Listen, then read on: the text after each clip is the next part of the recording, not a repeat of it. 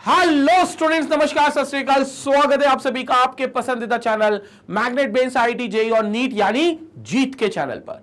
और मैं अभिषेक अग्रवाल, आपका जेईई केमिस्ट्री फैकल्टी, हाजिर हूं एक और धमाकेदार, एक और अमेजिंग, एक और एक्साइटिंग सेशन लेकर क्लास 12th के लिए। क्लास 12th का सेशन है ये, जिसमें हमने कॉलिगेटिव प्रॉपर्टी ऑलरेडी पिछले वीडियो में समझ ली थी। अब हम अगला एक और नया टॉपिक, एक और ताजा तरीन टॉपिक आपके सामने लाए, जिसका नाम है abnormal molecular mass and went half factor.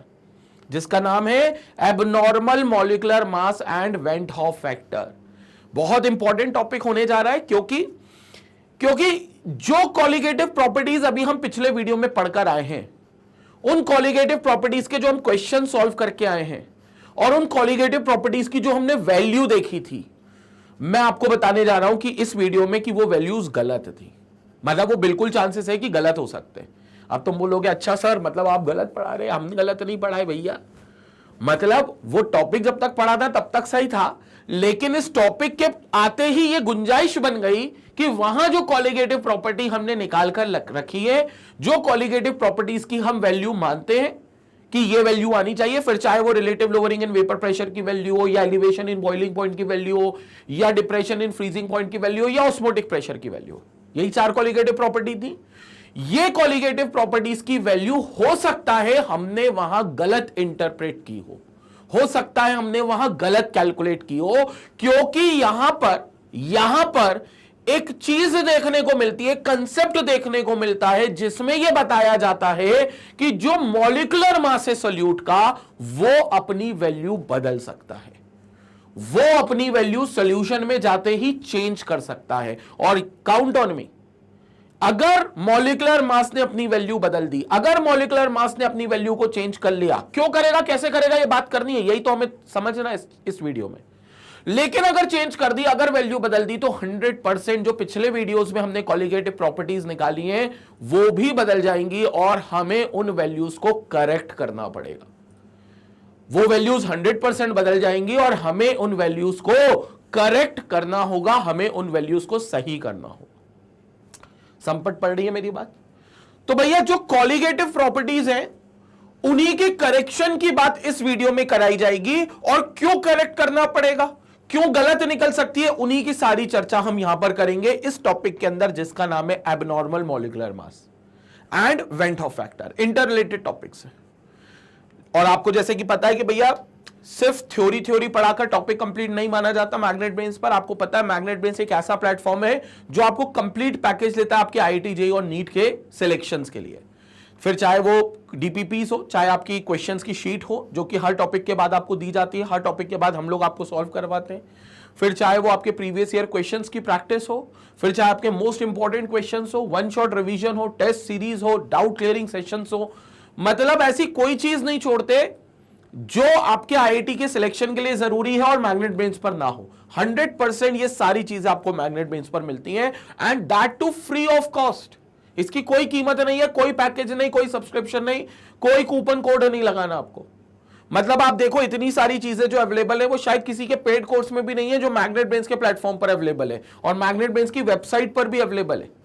www.magnetbase.com पर आप जाओगे, आप इन सारी चीजों को बिल्कुल absolutely free of cost access कर सकते हो, बिल्कुल फ्री ऑफ कॉस्ट देख सकते हो। तो ये खास बात है मैग्नेट बेन्स के प्लेटफॉर्म की, ठीक है। तो बिल्कुल इसका स्क्रीनशॉट ले ले और देख ले, हर एक चीज हर एक चैप्टर में आपको मिलने वाली है, बहुत इन डेप्थ आपको सारी चीजें मिलने वाली है मैग्नेट बेन्स के प्लेटफॉर्म पर। अब भैया बात स्टार्ट करते हैं एबनॉर्मल मॉलिक्यूलर मास से, फिर हम वेंट हॉफ फैक्टर की तो चर्चा करेंगे, लेकिन सबसे पहले समझते हैं एबनॉर्मल मॉलिक्यूलर मास क्या होता है। देखो, सबसे पहले अगर हम ये जाने कि various relations of colligative properties holds good in dilute solutions only when there is no change in molecular state of solute. हमने ये जाना कि जो कॉलिगेटिव प्रॉपर्टीज हम पढ़कर आए, they are all holds good, उनकी सही वैल्यू आती है जब तक सॉल्यूट अपनी मॉलिक्यूलर स्टेट को चेंज ना करे। और मॉलिक्यूलर स्टेट को चेंज करने से मतलब क्या है कि वो अपना मॉलिक्यूलर मास चेंज ना करे। इसका मतलब क्या है, समझेंगे, पहले इस बात को समझेंगे। जैसे मानकर चलो मैंने एक सॉल्यूशन बनाया और उस सॉल्यूशन में एक सॉल्यूट मिलाया जो कि NaCl था। मैंने एक सॉल्यूशन ले लिया, उसके अंदर मैं कॉलिगेटिव प्रॉपर्टीज पता करूंगा और मैं उसमें सॉल्यूट मिला दूंगा। सॉल्यूट कौन होगा, हमारे घर में यूज होने वाला देश का नमक टाटा नमक। अपन ने कोई सा भी नमक, मतलब जरूरी नहीं है मैं टाटा नमक बोलता हूं तो तुमको ये लगता होगा सर टाटा कंपनी के ब्रांड एम्बेसडर है, उनका प्रचार प्रसार कर रहे हैं, तो तुम भैया कोई सा भी नमक ले लो, भास्कर नमक, सूर्य नमक, प्रकाश नमक, जो तुम्हें लगता है वो नमक ले लो, ठीक है, लेकिन नमक ले लो, ठीक है। और नमक से अपन ने क्या बनाना है, सोल्यूशन बनाना है अल्टीमेटली, ठीक है। तो अब अगर मैं सोल्यूशन बनाऊंगा तो जितना नमक की मात्रा बढ़ाता जाऊंगा, जितना नमक की मात्रा उसमें डालता जाऊंगा, एक बात तो तय है कि कॉलिगेटिव प्रॉपर्टीज में उतना बदलाव मिलेगा। क्यों? क्योंकि हमने पढ़ रखा है, हमने पूरे तरीके से पढ़ रखा है that the colligative properties are directly proportional to the number of solute particles. यह बात हमने पढ़ रखी है that the colligative properties are directly proportional to the number of solute particles. बोले तो जितने ज्यादा सल्यूट के पार्टिकल्स होंगे, जितने ज्यादा सल्यूट के पार्टिकल्स होंगे उतनी ज्यादा कॉलिगेटिव प्रॉपर्टी में वेरिएशन देखने को मिलेगा। फिर चाहे वो लोअरिंग इन वेपर प्रेशर का वेरिएशन हो, चाहे वो बॉइलिंग पॉइंट के बढ़ने का वेरिएशन हो, चाहे वो फ्रीजिंग पॉइंट के कम होने का वेरिएशन हो, फिर चाहे वो ऑस्मोटिक प्रेशर का वेरिएशन हो, वो सारी कॉलिगेटिव प्रॉपर्टी सल्यूट के पार्टिकल्स पे डिपेंड करती है।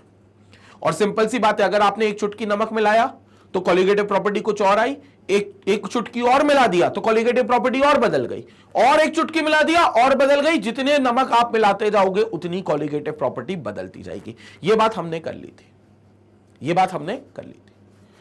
लेकिन फिर हमने मन में सवाल किया कि सर यहां जो कॉलिगेटिव प्रॉपर्टी हमें मिल रही है थ्योरेटिकल, जैसे जैसे हम नमक की मात्रा बढ़ा रहे हैं उस हिसाब से कॉलिगेटिव प्रॉपर्टी बदल रही है, और जो थ्योरेटिकल वैल्यू मिल रही है क्या प्रैक्टिकली भी वो वैल्यू मिलेगी दुनिया के सारे सल्यूट के लिए? तो हमने कहा चलो प्रैक्टिकली कर कर देख लेते हैं। और भाई साहब हमें यह ताज्जुब हुआ जान के कि जो कॉलिगेटिव प्रॉपर्टी हमने सोची थी, जो कॉलिगेटिव प्रॉपर्टी हमने थ्योरेटिकली निकाली थी, और जो कॉलिगेटिव प्रॉपर्टी हमारी प्रैक्टिकली निकली, जो कॉलिगेटिव प्रॉपर्टी हमारी एक्सपेरिमेंटली निकली, वो वैल्यू आपस में सेम नहीं निकली। मतलब जो कॉलिगेटिव प्रॉपर्टी हमारी थ्योरेटिकल निकली और जो कॉलिगेटिव प्रॉपर्टी हमारी एक्सपेरिमेंटल निकली, वो प्रॉपर्टीज आपस में सेम नहीं निकली। इसको बल्कि यहां लिख देता हूं मैं, वो प्रॉपर्टीज बिल्कुल सेम नहीं निकली। मतलब हमने पहले क्या करा, कुछ सॉल्यूट को मिलाकर एक थ्योरेटिकली सोच लिया भाई इतनी कॉलिगेटिव प्रॉपर्टीज आनी चाहिए, ठीक है। ये हमने एक्सपेरिमेंटल सोचा, ये हमने थ्योरेटिकल सोचा, और फिर हमने देखा एक्सपेरिमेंटली क्या उतनी आ रही है, तो जवाब मिला नहीं आ रही है, क्योंकि थ्योरेटिकल जो निकली कॉलिगेटिव प्रॉपर्टी वो एक्सपेरिमेंटल कॉलिगेटिव प्रॉपर्टी के बिल्कुल बराबर नहीं निकली, वो एक्सपेरिमेंटल कॉलिगेटिव प्रॉपर्टीज के बिल्कुल बराबर नहीं निकली। इनफैक्ट दोनों बिल्कुल भी इक्वल नहीं थे। तो हमने कहा यार ऐसा क्या हुआ, हमने सोचा था कॉलिगेटिव प्रॉपर्टी कुछ और होगी, हमने सोचा था कि कॉलिगेटिव प्रॉपर्टी कुछ और निकलेगी, मतलब एक पर्टिकुलर वैल्यू निकलेगी, लेकिन एक्चुअली निकली कुछ और, कोई और वैल्यू निकली। तो ये कॉलिगेटिव प्रॉपर्टी में चेंज क्यों आया, ये कॉलिगेटिव प्रॉपर्टी में बदलाव क्यों आया? तो कहीं ना कहीं कॉलिगेटिव प्रॉपर्टी सल्यूट पार्टिकल्स की संख्या पर डिपेंडेंट है। और अगर हम कह रहे हैं कॉलिगेटिव प्रॉपर्टी में बदलाव आया, मतलब सल्यूट पार्टिकल्स में कहीं ना कहीं कोई चेंजेस आए होंगे, सल्यूट पार्टिकल्स के नंबर कहीं ना कहीं बदले होंगे, इसलिए कॉलिगेटिव प्रॉपर्टीज में बदलाव आया। तो अब ऐसा क्या हुआ सल्यूट में कि उसकी संख्या बदल गई? मतलब संख्या किस सेंस में, मोल्स के सेंस में, कि हमने सोचे थे कि इतने मोल्स ले रहे हैं लेकिन उतने मोल्स नहीं निकले, सॉल्यूशन में जाकर मोल्स की संख्या बदल गई, मोल्स की संख्या बदल गई, तभी सल्यूट पार्टिकल्स की संख्या बदल गई, पार्टिकल की संख्या बदल गई, तो एक्सपेरिमेंटल कॉलिगेटिव प्रॉपर्टी बदल गई।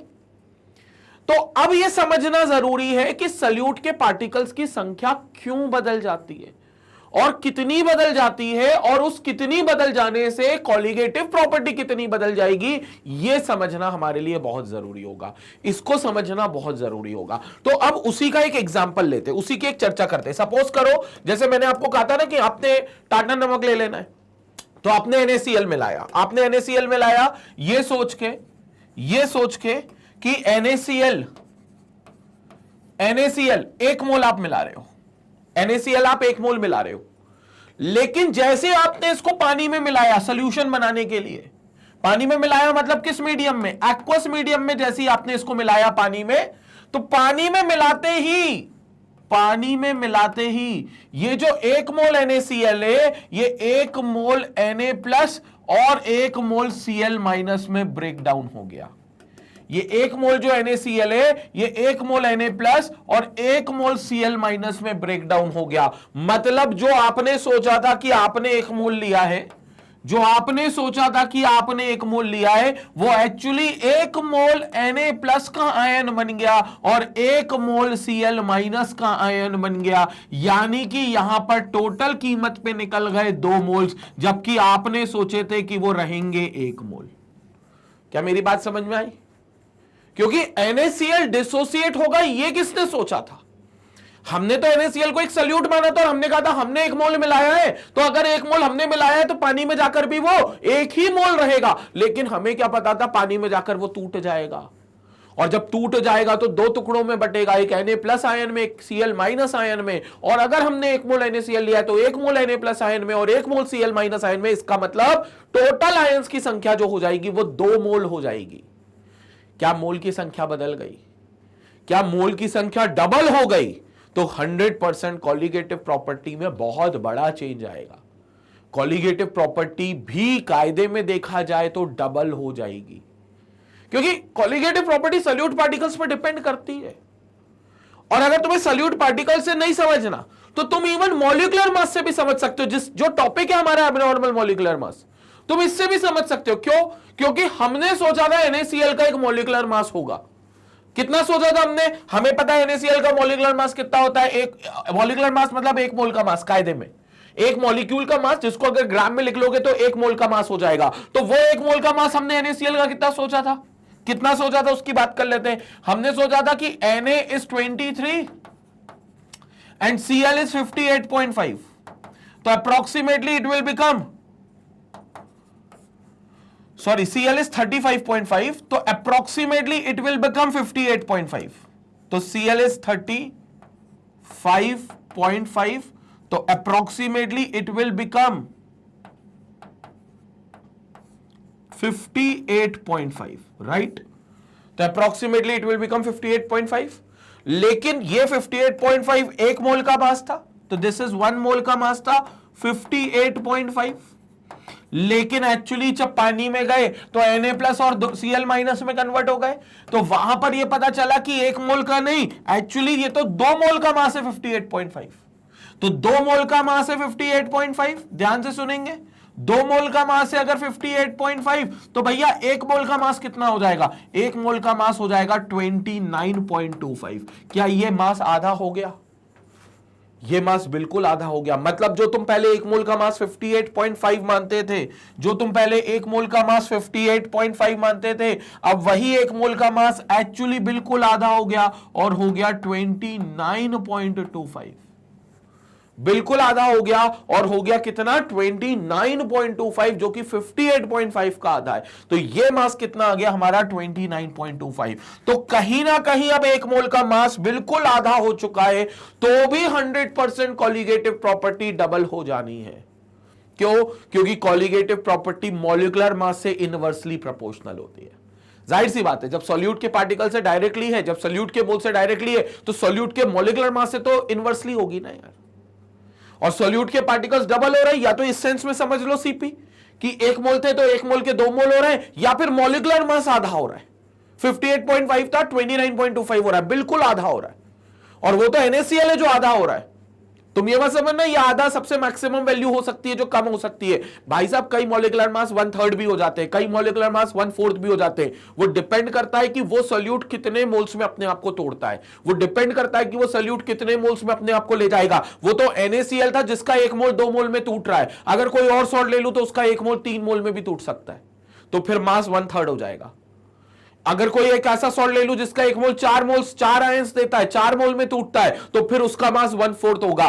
क्या ये मास फिर बदलेगा? बिल्कुल बदलेगा। क्या इस मास के बदलने की भनक हमें पहले थी? बिल्कुल नहीं थी। ये तो हमने पानी में जाकर देखा, ये तो हमने सॉल्यूशन में बनने के बाद देखा कि इनका मास बदल रहा है। और जब इनका मास बदल रहा है तो इस बदले हुए मास का नाम हो जाएगा, इस बदले हुए मास की कैटेगरी हो जाएगी abnormal molecular mass. This is what we are having as abnormal molecular मास।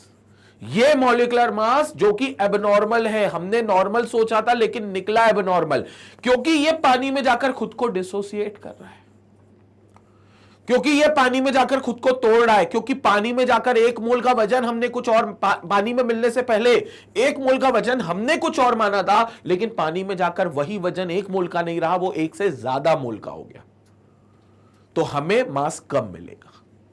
और मास अगर कम मिलेगा तो एक बात कंफर्म है, अगर मास हमें कम मिलेगा तो एक बात बिल्कुल कंफर्म है, क्या कि कॉलिगेटिव प्रॉपर्टी जो होगी, जिसको मैं सीपी कहता हूं शॉर्ट में, वो मॉलिक्यूलर मास के इनवर्सली प्रोपोर्शनल होगी, एमबी के इनवर्सली प्रोपोर्शनल होगी, क्योंकि सीपी जो है वो एनबी के डायरेक्टली प्रोपोर्शनल है, यानी कि नंबर ऑफ मोल्स के डायरेक्टली प्रोपोर्शनल है, लेकिन हमें पता है कि number of moles is given mass upon molecular mass, तो वो मॉलिक्यूलर मास के इनवर्सली प्रोपोर्शनल है। और ये तुम कोई से भी कॉलिगेटिव प्रॉपर्टी देख सकते हो, सब में हम ये प्रूफ करके बैठे, सब में हमने एनबी और एमबी को प्रूफ किया हुआ है वहां पर।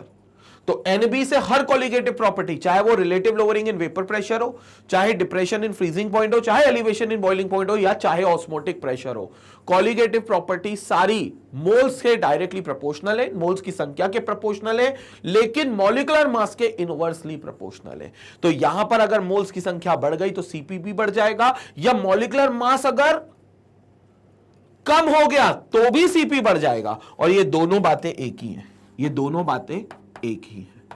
क्या मेरी बात समझ में आई? तो यहां पर एक्सपेरिमेंटल जो हमने सोचा था उससे हमारी कॉलिगेटिव प्रॉपर्टी जाहिर सी बातें अलग आनी चाहिए, क्योंकि कह सकते हो एनबी की वैल्यू बदल रही है, आपने जितने मोल सोचे थे उतने मोल नहीं मिल रहे बाद में, क्योंकि वो डिसोसिएट हो गए, और मॉलिक्यूलर मास भी बदल रहा है। तो खैर main reason is molecular mass, क्योंकि मॉलिक्यूलर मास से ही हमें इसको समझना है, because we are dealing with abnormal molecular mass. तो मॉलिक्यूलर मास क्या हो रहा है? कम हो रहा है, इस केस में कम हो रहा है। लेकिन फिर हमारे मन में सवाल आता है कि क्या सर हर बार मोल्स की संख्या बढ़ेगी, यानी कि मॉलिक्यूलर मास की वैल्यू कम होगी, उसकी घटेगी? क्योंकि मोल्स की संख्या बढ़ना मतलब मॉलिक्यूलर मास की संख्या कम होना, ठीक है ना। एक्चुअली मोल्स किससे बना है? मॉलिक्यूलर मास से बना है, तो सब कुछ लेना देना फंडामेंटली मॉलिक्यूलर मास से ही है। तो क्या सर हर बार ऐसा होगा कि मॉलिक्यूलर मास कम होगा?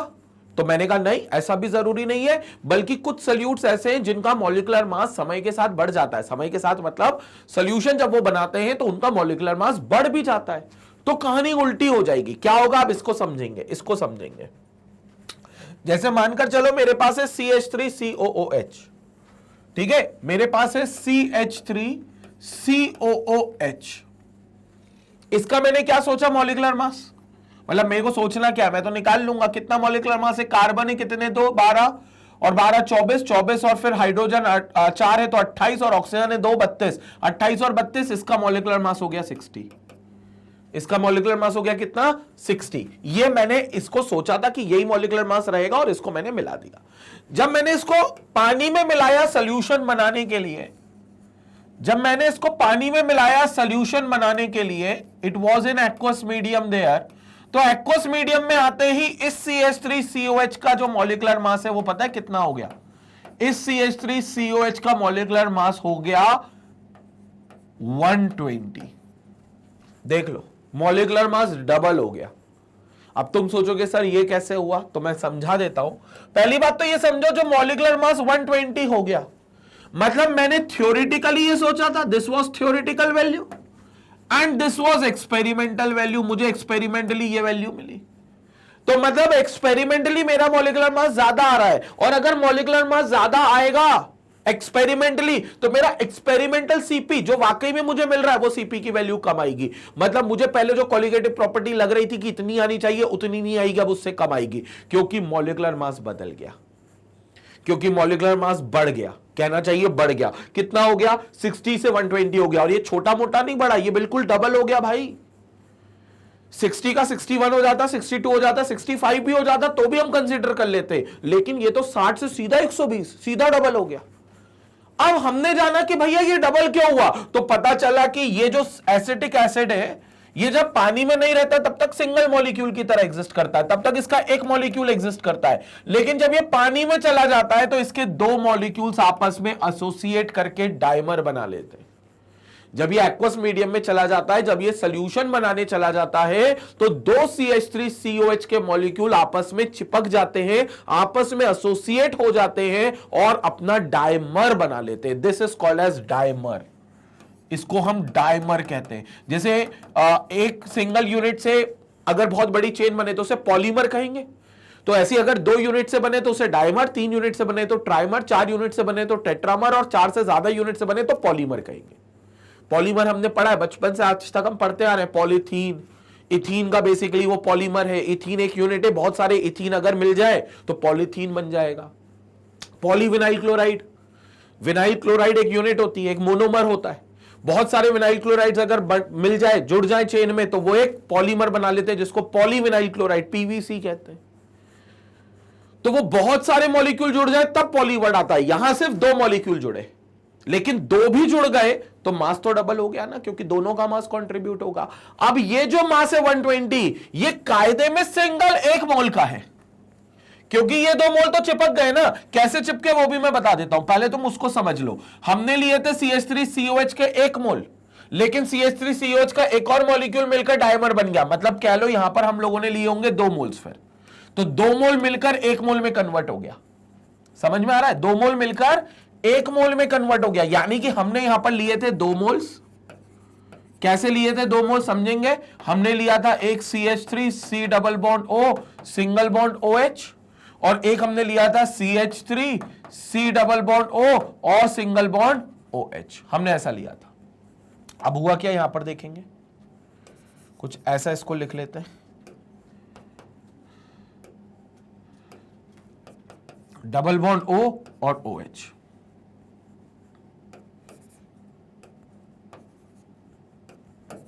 अब हमने क्या करा यहां पर देखेंगे, ये इस तरीके से ये 2 मॉलिक्यूल से CH3COH के कुछ नहीं करा, यहां पर हाइड्रोजन बॉन्डिंग देखने को मिल गई। ये हाइड्रोजन बॉन्डिंग है, क्योंकि हाइड्रोजन है, एक्टिव हाइड्रोजन है, और ये ऑक्सीजन है, इलेक्ट्रोनेगेटिव एलिमेंट है, सेकंड इलेक्ट्रोनेगेटिव एलिमेंट है। और आपको पता है कि ये हाइड्रोजन बॉन्डिंग कब एग्जिस्ट करेगी, जब एक एक्टिव हाइड्रोजन, एक हाइड्रोजन जिस पर प्लस चार्ज आ सकता है, बिल्कुल आ सकता है क्योंकि ये पहले ऑक्सीजन के साथ लगा है, वो हाइड्रोजन अगर किसी और मॉलिक्यूल के ऑक्सीजन से अट्रैक्ट कर सकता है, क्योंकि ऑक्सीजन है सेकंड मोस्ट इलेक्ट्रोनेगेटिव एलिमेंट। और हाइड्रोजन बॉन्डिंग कितने एलिमेंट दिखा सकते हैं? 3, फ्लोरीन, ऑक्सीजन और नाइट्रोजन। ये 3 इलेक्ट्रोनेगेटिव एलिमेंट दिखाते हैं जिसमें ऑक्सीजन शामिल है। तो ये आपका कौन हो गया भाई? This is your hydrogen bond. This is your hydrogen bond. तो ये हाइड्रोजन बॉन्ड बन गया। तो हाइड्रोजन बॉन्ड बनने की वजह से ये किस फॉर्म में एग्जिस्ट करेगा? डाइमर के फॉर्म में एग्जिस्ट करेगा। डाइमर, 2 मॉलिक्यूल चिपक गए। आपने लिए थे 2 मोल, लेकिन 2 मोल के बाद ये एक सिंगल मोल हो गया भाई। ये क्या हो गया? ये एक सिंगल मोल हो गया। तो ये एक 1 मोल बन गया। लेकिन इस 1 मोल में वजन तो दोनों का काउंट होगा ना, तो दोनों का वजन कितना काउंट होगा? 120। तो अब 1 मोल का वजन हो गया 120 ग्राम्स पर मोल। 1 मोल का वजन हो गया 120। जो पहले 1 मोल का वजन 60 था, वो अब 1 मोल का वजन कितना हो गया? 120। या पहले कह लो 2 मोल का वजन 120 था, अब वो 1 मोल का वजन ही रह गया 120। तो अल्टीमेटली मोल की संख्या कम हो रही है और मॉलिक्यूलर मास बढ़ रहा है। मोल की संख्या 1 से, मतलब पहले हमने 2 लिए थे तो 2 से 1 हो गई, लेकिन मॉलिक्यूलर मास क्या हो रहा है? बढ़ रहा है, क्योंकि पहले हमने 60 लिया था, अब 60 1 मोल का नहीं है, अब 120 1 मोल का है। तो यहां पर मॉलिक्यूलर मास क्या हो रहा है? कम हो रहा है। दोनों ही कंडीशन में, मतलब मॉलिक्यूलर मास बढ़ रहा है, तो मॉलिक्यूलर मास अगर बढ़ रहा है तो 100% सीपी कम होगा, या कह लो मोल्स की संख्या कम हो रही है, क्योंकि पहले आपने जितने मोल्स लिए थे उसके आधे हो रहे हैं, क्योंकि मोल्स चिपक रहे हैं आपस में, तो टोटल मोल्स की संख्या कम हो रही है, तो भी आप कह सकते हो सीपी कम हो रहा है। तो ये केस टू केस वेरी करेगा। किसी केस में सीपी बढ़ेगा, क्योंकि किसी केस में मोल्स बढ़ेंगे, मॉलिक्यूलर मास कम होगा, तो किसी केस में सीपी कम भी होगा, क्योंकि मोल्स की संख्या कम होगी, यानी कि मॉलिक्यूलर मास की संख्या बढ़ेगी। तो यहां पर आपको सीपी का बदलाव जरूर मिलेगा इन 2 केसेस में। सीपी का बदलाव जरूर मिलेगा इन 2 केसेस में, और जो सीपी आपको वाकई में मिलेगा उसको आप एक्सपेरिमेंटल सीपी कहोगे, और जो आपने सोच कर रखा होगा, जो आपको बिल्कुल भनक नहीं थी, अब आपको इसकी भनक थी क्या, ये पानी में चिपक जाएगा? ये तो पानी में जाकर ही पता चला ना कि अच्छा एसिटिक एसिड पानी में जाकर मॉलिक्यूल्स आपस में एसोसिएट हो रहे हैं, इसको बोलते हैं एसोसिएट होना। तो ये तो पानी में जाकर ही पता चलेगा, ये तो जब वो सोल्यूशन बनाएंगे भैया तभी पता चलेगा। तो पानी में जाकर ये जब पता चला कि ये एसोसिएट हुए, तब समझ में आया कि अब सीपी जो होना चाहिए वो सीपी की वैल्यू कम हो जाएगी। तो ये सीपी 100% वेरी करेगा और प्रैक्टिकल वाला सीपी ही चेंज होगा, क्योंकि थ्योरेटिकली तो आपने इतना नहीं सोचा था। इसलिए थ्योरेटिकल सीपी और experimental CP, theoretical colligative property और एक्सपेरिमेंटल कॉलिगेटिव प्रॉपर्टी में अंतर जरूर आएगा, डिफरेंस जरूर आएगा। क्या मेरी बात संपट पड़ी इन सब बातों से? क्लियर हो गया? और ये जरूरी बिल्कुल नहीं है कि हमेशा एक्सपेरिमेंटल सीपी ज्यादा ही मिले, थ्योरेटिकल से कम भी मिल सकता है। डिसोसिएशन होगा तो ज्यादा मिलेगा, एसोसिएशन होगा तो कम मिलेगा। वो एक एक केस हम डिफाइन करेंगे प्रॉपर। अभी तो मैं आपको सिर्फ एक ओवरव्यू दे रहा हूं, एक पूरा ओवरव्यू दे रहा हूं कि क्या चीजें होती हैं। तो यही चीज यहां पर लिखी हुई है, in case the total number of particles of solute changes, which will going to change in solution, the colligative properties also changes accordingly, because colligative property NB के मोल्स के डायरेक्टली प्रोपोर्शनल है और मॉलिक्यूलर मास के inversely proportional है। और ultimately molecular mass बदलता है, जिससे मोल्स की संख्या बदलेगी, जिससे कॉलिगेटिव प्रॉपर्टीज भी बदलेंगी। इसलिए लिखा है कि एक्सपेरिमेंटल जो कॉलिगेटिव प्रॉपर्टीज है वो थ्योरेटिकल कॉलिगेटिव प्रॉपर्टीज के बिल्कुल भी सेम या बिल्कुल भी उनके बराबर नहीं आएंगी। या तो एक्सपेरिमेंटल कॉलिगेटिव प्रॉपर्टी ज्यादा वैल्यू की आएंगी थ्योरेटिकल सीपी से, या फिर एक्सपेरिमेंटल सीपी कम वैल्यू की आएगी थ्योरेटिकल सीपी से, लेकिन एग्जैक्टली उस वैल्यू के तो बराबर नहीं आएगी। कंसेप्ट क्लियर हो गया? तो इस पूरी श्रेणी को दिया गया नाम एबनॉर्मल मॉलिक्यूलर मास, क्योंकि मॉलिक्यूलर मास का यहां पर बिहेवियर नॉर्मल नहीं था, क्योंकि मॉलिक्यूलर मास सॉल्यूशन बनाने से पहले सॉल्यूट के कुछ और थे, और सॉल्यूट का मॉलिक्यूलर मास सॉल्यूशन फेज में जाते ही, सॉल्यूशन बनाते ही कुछ और हो गया, कुछ और हो गया। तो इसका मतलब there is a difference in the molecular mass. वो मॉलिक्यूलर मास को हम एबनॉर्मल मॉलिक्यूलर मास कह देते हैं। और दोनों केसेस के लिए पढ़ना है हमको, याद रखना, एक एसोसिएशन के लिए भी और एक डिसोसिएशन के लिए भी। चर्चा करते हैं, उसकी पूरी बात करते हैं। पहले इसका स्क्रीनशॉट ले लो, आप इस पार्ट का पूरा स्क्रीनशॉट ले लो, क्योंकि यहां पर आपको स्क्रीनशॉट बहुत जरूरी है। इसका भी स्क्रीनशॉट ले लो भैया, ये वाले पार्ट का भी स्क्रीनशॉट ले लो, ठीक है ना। यहां पर बहुत सिंपल केस है, मैंने एग्जांपल दोनों दिए हैं, अभी डिटेल में हम बात करेंगे। ये एग्जांपल था, दिस वाज फॉर डिसोसिएशन, ये वाला NaCl का जो एग्जांपल लिया था ना, इसमें मैंने डिसोसिएशन का केस लिया था कि NaCl टूट रहा है Na+Cl- में, 1 मोल 2 मोल में कन्वर्ट हो रहा है, और वो भी 2 मोल वाला एग्जांपल लिया। 3 मोल वाला भी ले सकते, 4 मोल वाला भी ले सकते, कि 1 मोल टूटकर 3-4 मोल में कन्वर्ट होगा। और ये केस है for association, this is for association. इसमें 2 मॉलिक्यूल्स चिपककर 1 मोल बन रहे हैं, राइट। 2 मॉलिक्यूल्स चिपक रहे हैं, 1 बन रहे हैं। और वो भी एग्जांपल लिया डाइमर का, जिसमें 2 चिपककर 1 बनते हैं, 3 चिपककर भी 1 बन सकते हैं, तो ट्राइमर का एग्जांपल होगा। उसमें तो और मॉलिक्यूलर मास 3 गुना बढ़ जाएगा। 4 चिपककर भी 1 बन सकते हैं, उसमें मॉलिक्यूलर मास 4 गुना हो जाएगा। मतलब मॉलिक्यूलर मास में अच्छा खासा चेंज आएगा भाई। ये मत समझना हल्का फुल्का चेंज आएगा जिसको तुम नेग्लेक्ट कर सकते हो, नहीं कर सकते। बहुत बड़ा चेंज देखने को मिलेगा। ये तो सबसे कम चेंज है जो मैं बता रहा हूं, क्योंकि लीस्ट पोजीशन पे 2 मोल 1 चिपकेंगे, लेकिन 3 मोल भी 1 हो सकते हैं, 4 मोल भी 1 हो सकते हैं चिपक के एसोसिएशन। वो तो डिपेंड करता है कि वो सॉल्यूट किस नेचर का है, वो डाइमर बनाना चाहता है, ट्राइमर बनाना चाहता है, टेट्रामर बनाना चाहता है, या पॉलीमर बनाना चाहता है। वो तो सॉल्यूशन में जाएगा तो क्या करेगा, ये तो वही पता चलेगी बात। संपट पड़ गई अभी, लेकिन बात ये केस भी समझ में आया, इसका भी एक स्क्रीनशॉट ले लेंगे। एसोसिएशन का केस है। अब ये केसेस इंडिविजुअली पढ़ते हैं ताकि सीपी की एक सही वैल्यू समझ में आए, एक सीपी की सही वैल्यू हमें यहां पर मिले, उसके लिए हम यहां पर समझते हैं। तो पहला केस जो होगा, this will B for dissociation. ये जो पहला केस हमारे सामने होगा, this will B for dissociation. So dissociation का मतलब क्या, पहले इस बात को समझ लो। When substance is an electrolyte, जब कोई सब्सटेंस इलेक्ट्रोलाइट होता है, इलेक्ट्रोलाइट हम जनरली उसको बोलते हैं जो इलेक्ट्रिकल कंडक्टिविटी दिखा सके सोल्यूशन फेज में, जो लिक्विड सोल्यूशन फेज में इलेक्ट्रिकल कंडक्टिविटी दिखा सके। और भाई साहब इलेक्ट्रिकल कंडक्टिविटी वही दिखा सकेंगे जिनमें चार्जेस मौजूद होंगे, मतलब सोल्यूशन फेज में आपको चार्जेस मिलने चाहिए। और चार्जेस कौन देगा? जाहिर सी बात है आयंस देंगे, मतलब सॉल्यूशन में जो आयंस बना सके वो ही आपके इलेक्ट्रोलाइट कहलाएंगे और वो ही डिसोसिएट करके बनेंगे। The number of particles increases in solution and the colligative property increases accordingly. So the number of particles will increase, and as we know the number of particles of solute will increase, hence the colligative property will increase. अच्छा, colligative property से solute के particles का क्या लेना देना है, ये अपन individually सारी colligative properties में पहले देख लेते हैं, क्योंकि मैंने लिख दिया तो तुमने मान लिया, ऐसा मत करना भाई, अपन भगवान नहीं है कोई, है ना। अपन भगवान नहीं है कि मैंने जो लिख दिया वो पत्थर की लकीर है, उसको कोई नहीं बदल सकता। हर चीज के पीछे का रीजन है। अगर मैंने तुमको ये लिख कर दिया है कि कॉलिगेटिव प्रॉपर्टी एनबी से डायरेक्टली है या 1/mb से इनवर्सली है, तो तुम पूछ सकते हो कैसे कैसे, क्योंकि ये तुम कॉलिगेटिव प्रॉपर्टी पढ़ चुके हो। पहली प्रॉपर्टी तुमने कौन सी पढ़ी है? Relative lowering in vapour pressure. सही बात। मेरे को जल्दी से relative lowering in vapour pressure का फॉर्मूला बताओ। P naught A minus P A upon P naught A, this is relative lowering in vapour pressure. याद हो तो विच वॉज इक्वल टू काई बी, था काई बी के बराबर। एक काम करे, काई बी को खोलकर लिख दे, काई बी को खोलकर लिख दे। तो काई बी को एक काम करते खोलकर लिख देते, chi B is mole fraction of B which is nothing but N B upon N A plus N B. याद आया? Moles of B upon total number of moles.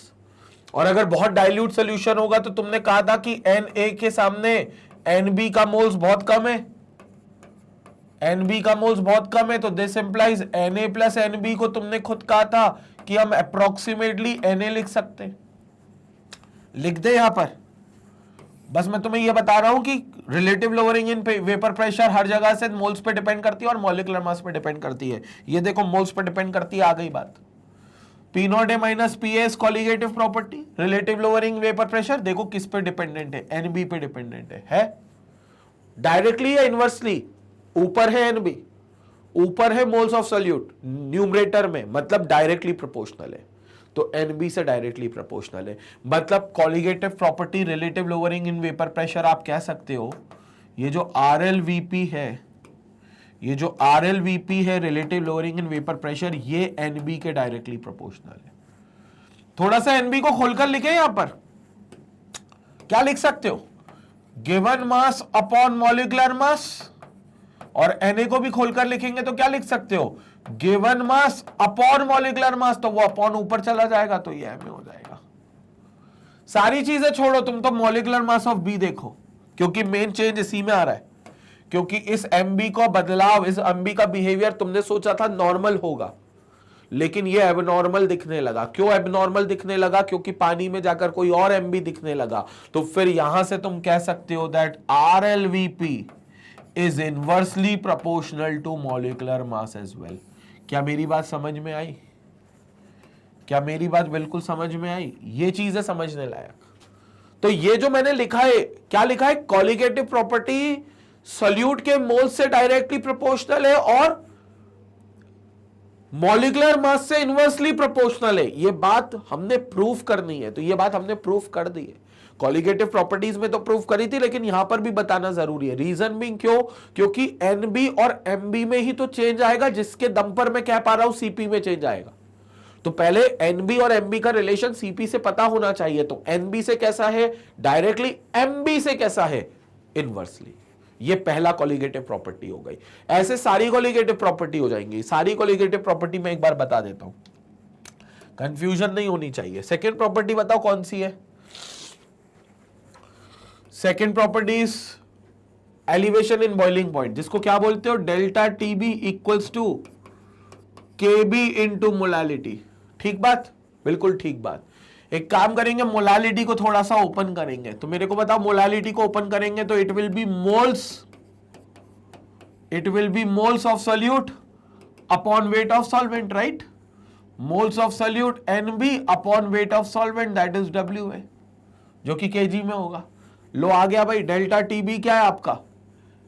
Directly proportional है एनबी के। देख लो, डेल्टा टीबी इज आपके elevation in boiling point, जो colligative property. और ये देखो एनबी के ऊपर आ रहा है, मतलब एनबी न्यूमरेटर में, तो क्लियर दिख रहा है। यहां से क्या दिख रहा है आपको कि जो एलिवेशन इन बॉइलिंग पॉइंट है, elevation in boiling point, elevation in boiling point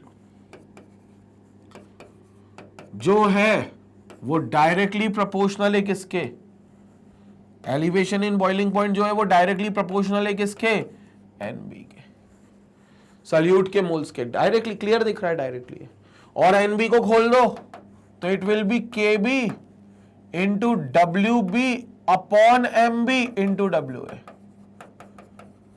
NB को खोल दो तो moles is given mass upon molar mass, ये आ गया मोलार मास। तो ये भी क्लियर हो गया कि elevation in boiling point is inversely proportional to NB. लो इसके लिए भी प्रूफ हो गया, इसके लिए भी प्रूफ हो गया भाई। Second property elevation in boiling point के लिए भी प्रूफ हो गया, सबके लिए प्रूफ हो सकता है। कॉमनली कॉलिगेटिव प्रॉपर्टी सल्यूट के मोल्स के डायरेक्टली प्रोपोर्शनल होगी और मॉलिक्यूलर मास के इनवर्सली ही प्रोपोर्शनल होगी, ये बिल्कुल इसमें कोई दो राय नहीं है। आगे देखेंगे, आगे देखेंगे। थर्ड प्रॉपर्टी, थर्ड प्रॉपर्टी कौन सी ले ले भाई, डिप्रेशन इन फ्रीजिंग पॉइंट। क्या था बोलो, delta T F is equal to K F into M. अब ये तो सेम ही है, इसमें भी मोलालिटी आ रही है, खोलकर लिख देंगे तो delta T F equals to K F into molality को क्या लिख सकते हो, N B upon W A. ये देखो इसमें भी दिख रहा है क्लियरली, और एन बी को भी खोलकर लिख दो तो K F into W B upon molecular mass M B into W A, क्योंकि मोल्स होते given mass upon molecular mass. तो देखो ये रहा डेल्टा टी एफ, ये रहा एन बी, ये रहा डेल्टा टी एफ और ये रहा एम बी, इनवर्सली प्रोपोर्शनल है। तो क्लियर दिख रहा है जो डेल्टा टी एफ है जिसको हम डिप्रेशन इन फ्रीजिंग पॉइंट कहते हैं, क्लियरली दिख रहा है जिसको हम डिप्रेशन इन फ्रीजिंग पॉइंट कहते हैं, जिसको हम डिप्रेशन इन फ्रीजिंग पॉइंट कहते हैं, वो डायरेक्टली प्रोपोर्शनल दिख रहा है एनबी के और इनवर्सली प्रोपोर्शनल दिख रहा है एमबी के। ये भी प्रूफ हो गया। लो तो सारी कॉलिगेटिव प्रॉपर्टीज इस बात को फॉलो करेंगे। तीसरी आखिरी ऑस्मोटिक प्रेशर को भी मत छोड़ो भाई, उसको भी देख लो जब इतनी दूर आए तो। Osmotic pressure pi equals to what, C R T, यही पढ़ा है हमने। सी इज द कंसंट्रेशन जो मोलारिटी होता है, और मोलारिटी क्या होता है, number of moles of solute upon volume into RT, यही लिखा था हमने। तो ये देखो एनबी के डायरेक्टली प्रोपोर्शनल है, ये देखो एनबी के डायरेक्टली प्रोपोर्शनल है। और एनबी खोलकर लिख दे तो गिवन मास अपॉन मॉलिक्यूलर मास, given mass upon molecular mass into RT ऊपर है, अपॉन इंटू वी नीचे। तो ये देख लो मॉलिक्यूलर मास के इनवर्सली प्रोपोर्शनल है, ये देखो, समझ में आ रहा है। तो पाई क्या होता है आपका, osmotic pressure, right, it's one of the colligative property. तो ये ऑस्मोटिक प्रेशर आपको क्लियरली दिख रहा है क्या, कि एनबी के डायरेक्टली प्रोपोर्शनल है और मॉलिक्यूलर मास के इनवर्सली प्रोपोर्शनल है। यही तो चीज चाहिए अपने को, एनबी के डायरेक्टली प्रोपोर्शनल है और मॉलिक्यूलर मास के इनवर्सली प्रोपोर्शनल। इसलिए ये कॉमन बात अपन ने कर ली सारी। क्या कॉमन बात कर ली अपन ने सारी, कि यहां पर हर तरीके से अपन ने देख लिया है कि जितनी भी कॉलिगेटिव प्रॉपर्टीज हो, जितनी भी कॉलिगेटिव प्रॉपर्टीज हैं, चाहे वो आरएलवीपी हो, चाहे एलिवेशन इन बॉइलिंग पॉइंट हो, चाहे डिप्रेशन इन फ्रीजिंग पॉइंट हो, चाहे ऑस्मोटिक प्रेशर हो, सब मोल्स ऑफ सल्यूट से डायरेक्टली प्रोपोर्शनल है, लेकिन मॉलिक्यूलर मास से इनवर्सली प्रोपोर्शनल है। और यही मॉलिक्यूलर मास एबनॉर्मल बिहेवियर दिखा रहा है, जिससे मोल्स की संख्या बदलेगी, यानी कि कॉलिगेटिव प्रॉपर्टी बदल जाएंगी। कई बार मॉलिक्यूलर मास कम हो रहा है, और कम मतलब अच्छा खासा कम हो रहा है, आधा हो रहा है, एक तिहाई हो रहा है, एक चौथाई हो रहा है। कई बार मॉलिक्यूलर मास बढ़ रहा है और अच्छा खासा बढ़ रहा है, कभी दुगना होता है, कभी 3 गुना होता है, कभी 4 गुना होता है। इन सभी सूरत में सीपी पर असर पड़ेगा। अगर मॉलिक्यूलर मास कम होगा तो सीपी उतने टाइम्स बढ़ जाएगा, अगर मॉलिक्यूलर मास बढ़ेगा तो फिर सीपी उतने टाइम्स कम हो जाएगा। सीपी मतलब कॉलिगेटिव प्रॉपर्टी, समझे मेरी बात को। मतलब तुमको लगता था कि तुम 1 डिग्री सेल्सियस का राइस कर पाओगे अगर तुम एक चुटकी नमक मिलाओगे तो हो सकता है ये राइस 1 डिग्री सेल्सियस का ना हो, 2 डिग्री सेल्सियस का हो जाए। मान लो तुमने NaCl मिला दिया तो तुमको आंसर मिलना चाहिए था 1 डिग्री सेल्सियस से, पानी का बॉइलिंग पॉइंट 100 से 101 हो जाना चाहिए था, पानी का बॉइलिंग पॉइंट 100 से 102 हो जाएगा, 102 हो जाएगा। लेकिन अगर मान लो एसिटिक एसिड मिला दिया तो तुम्हें लगता था पानी का बॉइलिंग पॉइंट जो होना चाहिए था वो 101 होना चाहिए था, तो वो 101 नहीं होगा, आधा बनेगा, मतलब 100.5 हो जाएगा, 100.5 बढ़ेगा तो सही, लेकिन उस वैल्यू से नहीं बढ़ेगा जो वैल्यू तुम्हें सीपी की दिख रही थी, जो वैल्यू तुमने सोची थी, प्रैक्टिकली उससे कम बढ़ेगा अगर तुमने एसिटिक एसिड मिलाया तो, क्योंकि एसिटिक एसिड में मोल्स आधे हो जाएंगे, मोल्स आधे तो सीपी भी आधा। सीपी पहले 1 डिग्री का राइस दे रहा था, एलिवेशन इन बॉइलिंग पॉइंट में 1 डिग्री का राइस दे रहा था, 1 डिग्री का नहीं देगा, आधे डिग्री का देगा, देगा तो राइस अभी भी, लेकिन 1 डिग्री का नहीं देगा, आधे डिग्री का देगा। तो तुम्हें लग रहा था पानी 100 से उबलकर 101 पे उबला करेगा, बॉइल होगा, 101 पे नहीं बॉइल होगा, 100.5 डिग्री पे बॉइल होगा। संपट पड़ी मेरी बात, संपट पड़ी मेरी बात। तो ये चीजें समझना बहुत जरूरी है कि अल्टीमेटली सीपी से मोल्स की संख्या को क्या होना है और सीपी से अल्टीमेटली मॉलिक्यूलर मास कैसे, मतलब मॉलिक्यूलर मास से सीपी कैसे बदलेगा, ये हमें समझना है। तो ये चीज हम लोगों ने यहां पर इसका एक रिलेशन देख लिया, और ये सारी कॉलिगेटिव प्रॉपर्टीज में, ये सारी, तो ये बात जो मैंने लिखी है यही बात मैंने वहां पर अभी तो फिलहाल प्रूफ करी है। अब कितना मॉलिक्यूलर मास बदलेगा, सीपी कितना चेंज होगा, कब एसोसिएशन होगा, कब डिसोसिएशन होगा, ये सारी बातें अभी हम करने वाले हैं, ये सारी बातें अभी हम करने वाले हैं। तो वो करते हैं, पहले इसका स्क्रीनशॉट ले लो पूरे पार्ट का, यहां से स्क्रीनशॉट लो, फिर एक कॉलिगेटिव प्रॉपर्टीज के आगे भी है वहां भी डिस्कस करते हैं। यहां से स्क्रीनशॉट लेंगे, इसका भी स्क्रीनशॉट लेंगे भाई, ये वाले पार्ट का भी स्क्रीनशॉट लेंगे, ठीक है। यहां पर तो मैंने relative lowering and vapour pressure बताया, ये पहली प्रॉपर्टी है, ठीक है, ये पहली प्रॉपर्टी है। क्लियर हो गया? सो now this is all about dissociation, this is all about dissociation. अब सवाल ये उठता है कि क्या जब डिसोसिएशन होगा तो क्या वो डिसोसिएशन 100% होगा? मतलब अगर कोई चीज टूट रही है तो क्या वो 100% टूटेगी? क्या उसके सारे मॉलिक्यूल्स टूटकर जितने आयंस बनाने चाहिए उतने आयंस बनाएंगे, या उसमें कोई गुंजाइश होगी? उस पर भी चर्चा करते हैं। मतलब अब केस आता है पूरे तरीके से डिसोसिएशन का, पहले चर्चा कर लेते हैं। तो केस आता है पूरे तरीके से डिसोसिएशन का। एक बात तो कंफर्म है, अगर 100% डिसोसिएशन हुआ, 100% डिसोसिएशन किसका होगा? स्ट्रॉन्ग इलेक्ट्रोलाइट्स का। किसका होगा? स्ट्रॉन्ग इलेक्ट्रोलाइट्स का। स्ट्रॉन्ग इलेक्ट्रोलाइट्स मतलब जो 100% अपने आप को तोड़ सके। जितने मॉलिक्यूल्स आपने लिए थे, जैसे NaCl के 10 मॉलिक्यूल लिए, तो 10 के 10 मॉलिक्यूल टूट जाएंगे तो NaCl स्ट्रॉन्ग इलेक्ट्रोलाइट माना जाएगा। कुछ इलेक्ट्रोलाइट ऐसे भी होते हैं जो बोलते हैं सर हम 10 के 10 नहीं तोड़ेंगे, हम 9 तोड़ेंगे। एक्चुअली तोड़ते तो वो भी 10 हैं, कहना ये नहीं चाहिए कि वो 9 ही तोड़ते हैं, लेकिन पूरे तोड़ने से पहले उनमें इक्विलिब्रियम अचीव हो जाता है। बोले तो जैसे 9 मॉलिक्यूल्स टूट गए तो जैसे ही वो 10वां तोड़ने वाले थे तो जो एक मॉलिक्यूल पहले टूटा हुआ था वो जुड़ के पीछे आ गया, मतलब रिएक्शन रिवर्स डायरेक्शन में आ जाती है। तो इससे हम कहेंगे कि rate of forward reaction becomes equal to rate of backward reaction, और अब हमेशा आपको एक साथ 9 ही टूटे हुए मिलेंगे और एक साथ अनडिसोसिएटेड यानी कि बिना टूटा हुआ दिखेगा।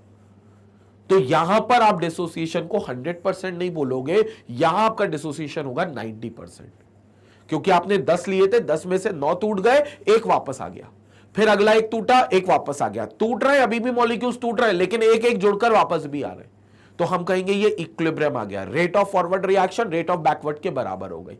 तो एक बार में आपको सिर्फ 10 में से 9 मॉलिक्यूल्स टूटे हुए दिखेंगे, इसको हम कह देंगे 90% डिसोसिएशन।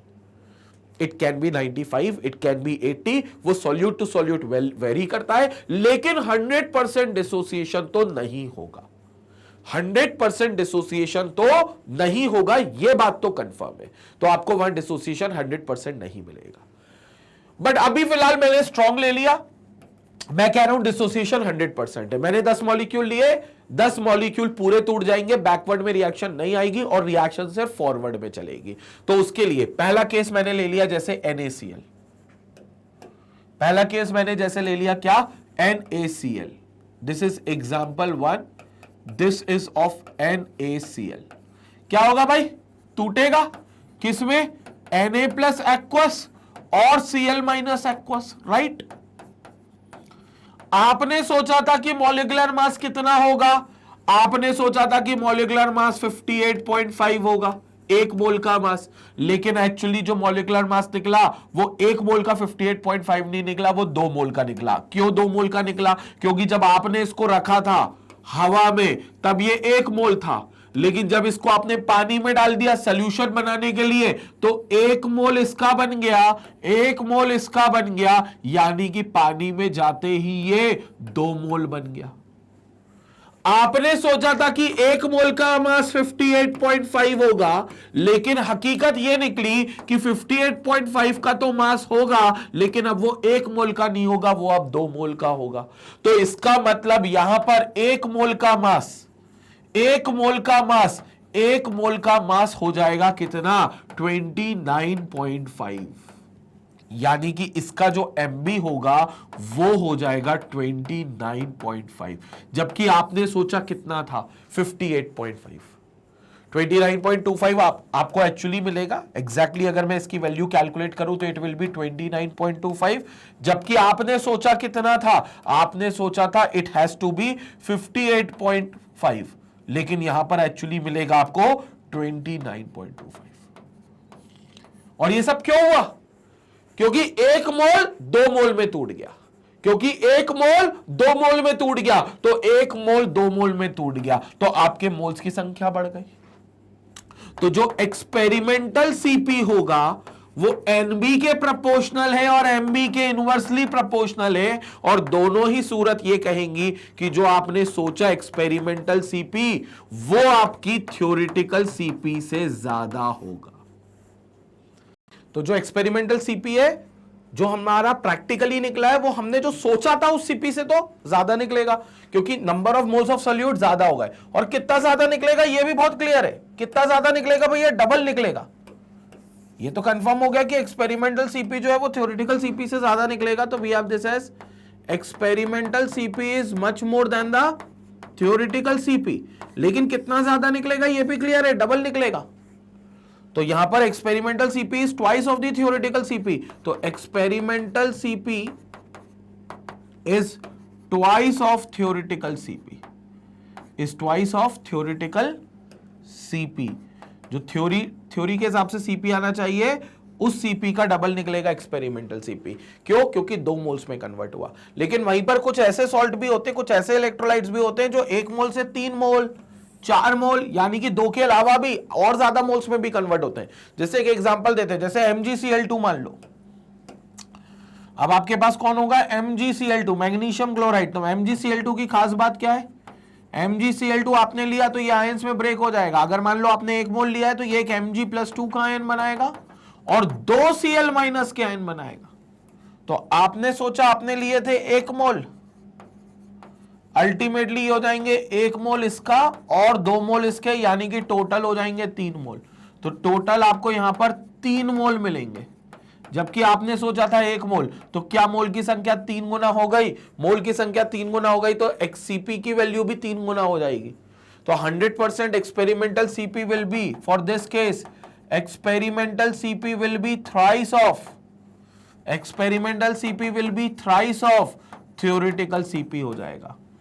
क्लियर हो गया, मतलब एक्सपेरिमेंटल सीपी 3 गुना ज्यादा होगा थ्योरेटिकल सीपी से, ये आपको मिलेगा। तो 100% एक्सपेरिमेंटल सीपी थ्योरेटिकल सीपी से ज्यादा आ रहा है। जैसे जैसे मोल्स बढ़ेंगे वैसे वैसे सीपी की वैल्यू ज्यादा आएगी, वैसे वैसे सीपी की वैल्यू ज्यादा आएगी। अब अल्टीमेटली सीपी की वैल्यू ज्यादा आ रही है, उसके पीछे का रीजन मॉलिक्यूलर मास का बदलाव है, जिसके पीछे का रीजन मोल सॉल्यूट के मोल्स का बदलाव है। तो क्या ये हम उसी कॉलिगेटिव प्रॉपर्टी के फॉर्मूले में सही कर सकते हैं? क्या हम ये मान सकते हैं कि भाई उसी कॉलिगेटिव प्रॉपर्टी में अगर कोई हम फैक्टर ऐड कर दें तो क्या उस फैक्टर के दम पर हम वो सेपरेट बिल्कुल कर सकते हैं? तो जवाब है हां, हम एक ऐसा फैक्टर ला सकते हैं जिसके थ्रू हम ये चेंजेस को कॉलिगेटिव प्रॉपर्टी के फॉर्मूले में ही सही कर सकते हैं। जो सीपी का फॉर्मूले हमने अलग अलग पढ़े, चारों कॉलिगेटिव प्रॉपर्टी के, relative lowering in vapour pressure का एक फॉर्मूला पढ़ा है, एलिवेशन इन बॉइलिंग पॉइंट का एक फॉर्मूला पढ़ा है, डिप्रेशन इन फ्रीजिंग पॉइंट का एक फॉर्मूला पढ़ा है और ऑस्मोटिक प्रेशर का एक फॉर्मूला पढ़ा है। तो ये चारों कॉलिगेटिव प्रॉपर्टी के फॉर्मूले में ही हम एक ऐसा फैक्टर लगा सकते हैं जिससे हमारा एक्सपेरिमेंटल सीपी यानी कि सही सीपी, क्योंकि थ्योरेटिकल तो सही नहीं है, जो सही है वो एक्सपेरिमेंटल सही है, वो एक्सपेरिमेंटल सीपी सीधा हमारा निकल जाए। उस फैक्टर को हम नाम देते हैं वैंट हॉफ फैक्टर। अभी मैं चर्चा करूंगा वो डिसोसिएशन अगर 100% नहीं हुआ तो उसका क्या है, लेकिन उस फैक्टर को हम बोलते हैं van't Hoff factor. So that factor will be regarded as van't Hoff factor. तो आप उस फैक्टर को एक नाम दोगे जिसको बोलोगे वैंट हॉफ फैक्टर। ये होगा वैंट हॉफ फैक्टर आपके पास। वैंट हॉफ फैक्टर, वैंट हॉफ साहब थे, उन्होंने ये फैक्टर बनाया था और ये फैक्टर कुछ नहीं, सिंपल तरीके से आई से डिनोट किया जाता है। इस फैक्टर को आप आई बोलते हो बेसिकली। ये जो वैंट हॉफ फैक्टर है ये कुछ नहीं है, ये बेसिकली आई होता है। So you denote this factor with i. क्या होगा ये आई? कुछ नहीं है, simple, it's a ratio of experimental colligative property, experimental colligative property upon theoretical colligative property, यानी कि it's a ratio of experimental CP upon theoretical CP. ये i इसका रेशियो है, experimental CP upon theoretical CP. या आप कह सकते हो i will be equal to experimental N B, experimental N B, जितने एक्सपेरिमेंटली मोल्स निकले वो, जितने आपने देखे उतने मोल्स, अपॉन जितने आपने सोचे उतने मोल्स। आपने जाहिर सी बात है डिसोसिएशन के केस में सोचे कम थे और निकले ज्यादा, बस i will be equal to experimental N B upon theoretical N B. या फिर आप मॉलिक्यूलर मास के टर्म्स में इसको और उल्टा लिख सकते हो, मॉलिक्यूलर मास के टर्म्स में और उल्टा हो जाएगा, it will be theoretical M B, जो आपका मॉलिक्यूलर मास थ्योरेटिकल निकला था, अपॉन एक्सपेरिमेंटल एम बी, क्योंकि मॉलिक्यूलर मास के टर्म्स में ये रेसिप्रोकल हो जाएगा। एक्सपेरिमेंटल दोनों में ऊपर थे क्योंकि सीपी और एनबी डायरेक्टली प्रोपोर्शनल थे, लेकिन एमबी इनवर्सली प्रोपोर्शनल है, तो एक्सपेरिमेंटल एमबी नीचे चला गया और थ्योरेटिकल एमबी ऊपर आ गया। तो ये आपके आई के वैल्यूज होंगे। ये आई आप इनकॉर्पोरेट कर सकते हो सीधा उस कॉलिगेटिव प्रॉपर्टी के फॉर्मूले में, तो आपके करेक्ट सीपीज निकलने लगेंगे, करेक्ट वैल्यूज निकलने लगेंगे। अब इस आई की वैल्यू के लिए या तो आप ये फॉर्मूला अप्लाई कर दो। अब तुम बोलोगे सर एक्सपेरिमेंटल सीपी को निकालने के लिए तो आई अप्लाई कर रहे हो, तो इस फॉर्मूले से कैसे निकलेगा? तो फिर कोई बात नहीं, इस फॉर्मूले से निकाल लो, क्योंकि आपको पता है आई जो होगा वो experimental NB upon theoretical NB है। मतलब जितने मॉलिक्यूल्स, जितने मोल्स आपको दिख रहे हैं अपॉन जितने मोल्स आपने सोचे थे, दोनों का डिवीजन आपको आई देगा।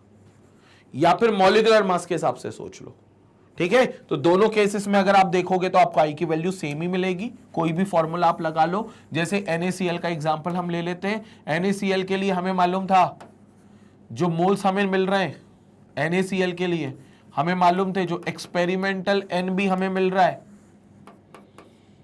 वो मिल रहा है 2, जबकि थ्योरेटिकली हमने मोल्स लिए कितने थे?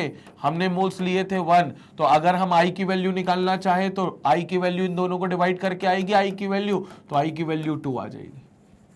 बस इस आई को मल्टीप्लाई कर दो आप कॉलिगेटिव प्रॉपर्टीज में, सही कॉलिगेटिव प्रॉपर्टीज आने लगेंगी, ठीक है।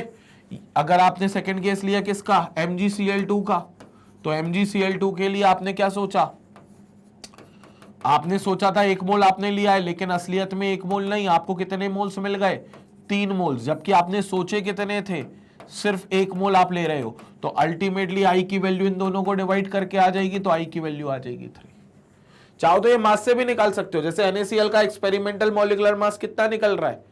29.25, और आपने थ्योरेटिकली सोचा कितना था, मतलब जो थ्योरेटिकल मॉलिक्यूलर मास कितना निकल रहा है? आपने सोचा कितना था? मॉलिक्यूलर मास में रेसिप्रोकल होगा ना, थ्योरेटिकल ऊपर जाएगा एक्सपेरिमेंटल नीचे आएगा। तो थ्योरेटिकल मास आपने सोचा था 58.5, लेकिन असलियत में निकला कितना? 29.25। तो 58.5 अपॉन 29.25 आपको 2 ही मिलेगा। आई की वैल्यू वहां पर भी 2 ही मिलेगी। तो आई की वैल्यू 2, चाहे मोल्स के फॉर्मूले से निकालो, इस फॉर्मूले से निकालो, या आप इस फॉर्मूले से निकालो, ये सेम आएगी। आप इस फॉर्मूले से निकालो या इस फॉर्मूले से निकालो, सेम आएगी। MgCl2 के लिए आई की वैल्यू 3 आएगी। ये third case, third case AlCl3 aluminium chloride के लिए, अगर एल्यूमिनियम क्लोराइड के लिए देखेंगे तो आपने सोचा था थ्योरेटिकली कि Nb निकलेगा 1 मोल, क्योंकि आप 1 मोल ले रहे थे, लेकिन आपको क्या पता था ये सब आयंस में तो उड़ जाएंगे, तो एक्सपेरिमेंटली Nb जो निकलेगा वो कितना निकलेगा, 4 मोल्स निकलेंगे। तो अगर तुम्हें I की वैल्यू यहां निकालनी है तो दोनों को क्या करेंगे, डिवाइड करेंगे, तो I की वैल्यू कितनी आ जाएगी, 4 आ जाएगी। तो I की वैल्यू 4 आ गई। और ये सब केस कब है, जब डिसोसिएशन 100% है। ये सब केस कब है, जब डिसोसिएशन 100% हो। तो this is for 100% dissociation, this is all for 100% dissociation. तो जब 100% डिसोसिएशन होगा तब ये होगा। लेकिन अब हम वो केस भी लेना चाहते हैं जब हम ये मानते हैं कि डिसोसिएशन 100% नहीं होगा, क्योंकि हमने माना कि हमारे पास एक ऐसा नमक है जिसके कुछ मोल्स टूटते हैं, लेकिन कुछ मोल्स टूटने से पहले इक्विलिब्रियम आ जाता है, जिसका मैंने जिक्र किया था कि कुछ मोल्स तो टूटते हैं लेकिन कुछ मोल्स के टूटने से पहले इक्विलिब्रियम आ जाता है। तब क्या होगा, तब क्या आई की वैल्यू यही रहेंगी, बिल्कुल नहीं रहेंगी। तो क्या बदली हुई वैल्यू रहेंगी वो देखते हैं। क्या फिर आई की वैल्यू वही आएगी जो हमने पहले मोल सोचे थे, नहीं, उससे भी ज्यादा आएंगे, लेकिन इतने नहीं आएंगे, क्योंकि डिसोसिएशन कहीं ना कहीं 100% और 0% के बीच में। क्योंकि देखो, आपने जो आई की वैल्यू सोची थी, जो आपने Nb सोचे थे, वो आपने बिना किसी डिसोसिएशन के सोचे थे। आपने ये मान लिया था कि ये सॉल्ट डिसोसिएट नहीं करेगा, आपने सोचा था 0% डिसोसिएशन होगा। और एक्चुअली ये जो वैल्यूज निकली है 2, 3 और 4, ये तब निकली है जब डिसोसिएशन 100% होगा। 100% डिसोसिएशन होगा, जो कि स्ट्रॉन्ग इलेक्ट्रोलाइट का होगा भी। लेकिन उन वीक इलेक्ट्रोलाइट का क्या, जिनका डिसोसिएशन होगा भी लेकिन 100% नहीं होगा, तो कहीं ना कहीं उनका आई की वैल्यू थ्योरेटिकल वाली वैल्यू Nb और एक्सपेरिमेंटल Nb के बीच में कहीं लाई करेगी। जैसे मान लो NaCl 100% डिसोसिएट नहीं करता, कुछ परसेंट करता है, 100% तो नहीं करता, तो उसका जो आई की वैल्यू आएगी वो 1 और 2 के बीच में आएगी। इसमें जो आई की वैल्यू आएगी वो 1 और 3 के बीच में आएगी। इसके लिए फिर जो आई की वैल्यू आएगी वो 1 और 4 के बीच में आएगी। वो 1 भी नहीं आएगी, 4 भी नहीं आएगी, उनके कहीं बीच में आएगी। वो डिपेंड करता है कि कितना परसेंट डिसोसिएशन होगा, कितना परसेंटेज डिसोसिएशन होगा, और उस डिसोसिएशन की वैल्यू भी हम निकाल लेंगे, उसकी चिंता नहीं करनी। क्या ये समझ में आया? तो ये उनके लिए फॉर 100% जो डिसोसिएट करे, और 100% डिसोसिएट कौन करेंगे, जाहिर सी बात है, स्ट्रॉन्ग इलेक्ट्रोलाइट। कौन? Strong electrolyte will be the one जो 100% डिसोसिएट करेंगे। Strong electrolyte will be the one जो 100% डिसोसिएट करेंगे। कैसे करेंगे, सारी बातें करते, पहले इसका स्क्रीनशॉट ले लो, पहले इसका स्क्रीनशॉट ले लो। तो आप खेल देख लेते हैं भैया कि 100% डिसोसिएशन जब नहीं होगा तो क्या होगा। तो उसके लिए यहां पर ऑलरेडी चर्चा करी है कि suppose 1 molecule of solute A dissociates to give n ions and alpha is the degree of dissociation। ठीक है, अब मान लेते हैं हमारे पास यहां पर हमारे पास मान लेते हैं कि एक सल्यूट है, ए बोला है, मैं उसको ए भी ले लेता हूं, कोई दिक्कत की बात नहीं है। मेरे पास एक ए बी सल्यूट है जिसको मैं डिसोसिएट करता हूं, हालांकि वीक इलेक्ट्रोलाइट है, मुझे मालूम है ये वीक है, तो ये 100% डिसोसिएट नहीं करेगा। हालांकि जब डिसोसिएट करेगा तो A+ आयन देगा एक्वस मीडियम में और B- आयन देगा एक्वस मीडियम में, लेकिन उतने A+ और B- नहीं देगा जितने मैं लेकर चलूंगा। मैं कितने लेकर चल रहा हूं, सपोज करो मैं 1 मोल लेकर चल रहा हूं। मैं कितने मोल लेकर चल रहा हूं, मैं 1 मोल लेकर चल रहा हूं। तो अब 1 मोल पूरे नहीं टूटेंगे, 1 मोल पूरे नहीं टूटेंगे, एक में से कुछ मॉलिक्यूल्स ही टूटेंगे, कुछ मॉलिक्यूल्स नहीं टूटेंगे। मतलब कहना चाहिए बहुत सारे मॉलिक्यूल्स टूट जाएंगे, कुछ रह जाएंगे। कितने रह जाएंगे, या कह लो कितने टूट जाएंगे, तो हमने मान लिया late alpha be the degree of dissociation. हमने क्या मान लिया है कि इसका जो अल्फा है वो डिग्री ऑफ डिसोसिएशन है। So we assume that let alpha be degree of dissociation. What is alpha? Degree of dissociation. What do you mean by degree of dissociation? ये वो वैल्यू है जो ये बताएगी भैया कितने मॉलिक्यूल्स टूट गए हैं, डिग्री, कितना एक्सटेंट तक डिसोसिएशन हुआ है। तो alpha is degree of dissociation which actually gives you the extent of dissociation, कितनी हद तक डिसोसिएशन हुआ है। जैसे अल्फा की वैल्यू होती है 65%, 70%, 80%, 90%, तो इसका मतलब क्या है, इतना परसेंटेज डिसोसिएशन हुआ है। That is alpha. तो जैसे अल्फा मान लो 60% दिया है तो अल्फा की वैल्यू आ गई 0.6। अगर बोल दिया 85% डिसोसिएशन हुआ है तो अल्फा की वैल्यू आ गई 0.85। ये अल्फा की वैल्यूज है जो आपको ये बताते हैं कि भैया इतने मॉलिक्यूल्स टूट गए, इतने मॉलिक्यूल्स का डिसोसिएशन हो गया है। तो फिलहाल मैंने अल्फा की कोई वैल्यू नहीं रखी, मैंने अल्फा को अल्फा ही माना है कि अल्फा डिसोसिएशन हुआ है। तो अब क्या होगा, एक बात तो तय है, अगर 1 मोल था तो कंफर्म बात है इसका भी 1 मोल बनता और इसका भी 1 मोल बनता, अगर 100% डिसोसिएशन होता तो बनता। लेकिन as we all know 100% dissociation नहीं है, तो जाहिर सी बात है 1 मोल और 1 मोल टूटकर 1 मोल तो और 1 मोल तो नहीं देगा। ठीक है, और मैं तो कहता हूं 1 मोल टूटकर 1 मोल और 1 मोल भी क्यों, ये तो हमने जनरल सॉल्ट ले लिया ना, ये जरूरी थोड़ी ना NaCl है, ये तो कोई भी हो सकता है। तो हमने ये मान लिया कि अगर ये स्ट्रांग होता तो मान लेते हैं ये N मोल्स दे देता, ये N मोल्स दे देता टूटकर। कितने मोल्स दे देता? N moles. लेकिन 1 मोल होता तो N मोल्स देता ना भाई, ये तो 1 मोल है ही नहीं, ये तो 1 मोल है ही नहीं। तो ये कितने टूटे, अब तुम देखो, अगर ये स्ट्रांग होता तो इसका 1 मोल टूटकर इसके N मोल्स देता, लेकिन एक्चुअली इस 1 में से अल्फा मोल टूटे, तो जब 1 मोल टूटे थे तो N मोल देता था, तो 2 मोल टूटेंगे तो 2N मोल्स देगा, 3 मोल टूटेंगे तो 3N देता, 4 मोल टूटते तो 4N देता, 10 मोल टूटते 10N देता, 50 मोल टूटते 50N देता, 100 मोल टूटते 100N देता, X मोल टूटते तो XN देता, Y मोल टूटते तो YN मोल्स देता। अल्फा मोल्स टूटे तो अल्फा N मोल्स ये प्रोड्यूस करेगा, इतने मोल्स प्रोड्यूस करेगा, राइट, इतने मोल्स प्रोड्यूस करेगा। तो प्रैक्टिकली तो अल्फा N मोल्स आपके बनेंगे, और इसके कितने मोल्स बचेंगे, क्योंकि इसके मोल्स भी तो कुछ बच जाएंगे, क्योंकि इसके पूरे मोल शहीद नहीं हो रहे ना, इसके सिर्फ अल्फा मोल शहीद हो रहे हैं। तो अल्फा N मोल्स बन रहे हैं, तो इसके जो मोल्स बच जाएंगे वो 1 माइनस अल्फा बच जाएंगे। क्या मेरी बात समझ में आई? क्या मेरी ये बात समझ में आई?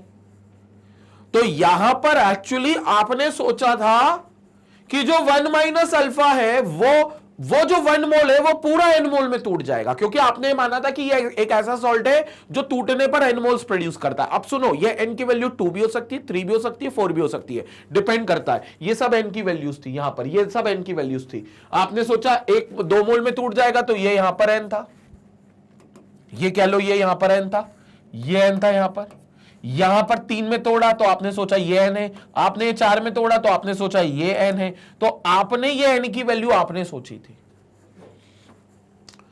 तो आपने ये सोचा था कि कोई भी मैंने एक जनरल सॉल्ट लेना है और एक जनरल सॉल्ट 1 मोल के N मोल्स में कन्वर्ट हो जाएगा। ये 2 मोल हो सकते हैं, 3 हो सकता है, 4 हो सकता है, लेकिन ये N में कब होता? जब 100% डिसोसिएशन होता। बट हमने तो वो केस लेना ही नहीं, हमने तो माना कि डिसोसिएशन 100% है ही नहीं।